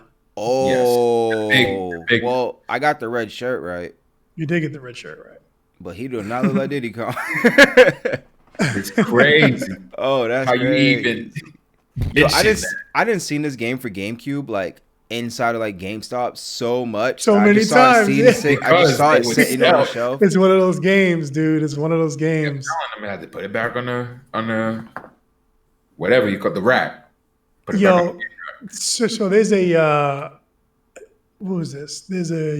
What is this? A YouTuber, Nick Robinson. He published a video which reported that hold up, let me see. Here it is.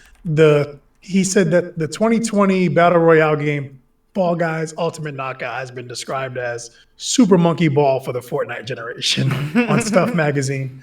That makes sense. That's what it is, dude. It's just it's one of those agonizingly, painfully fun games. Like dudes will like knock you off the map, or dudes. It's just super fun, super fun.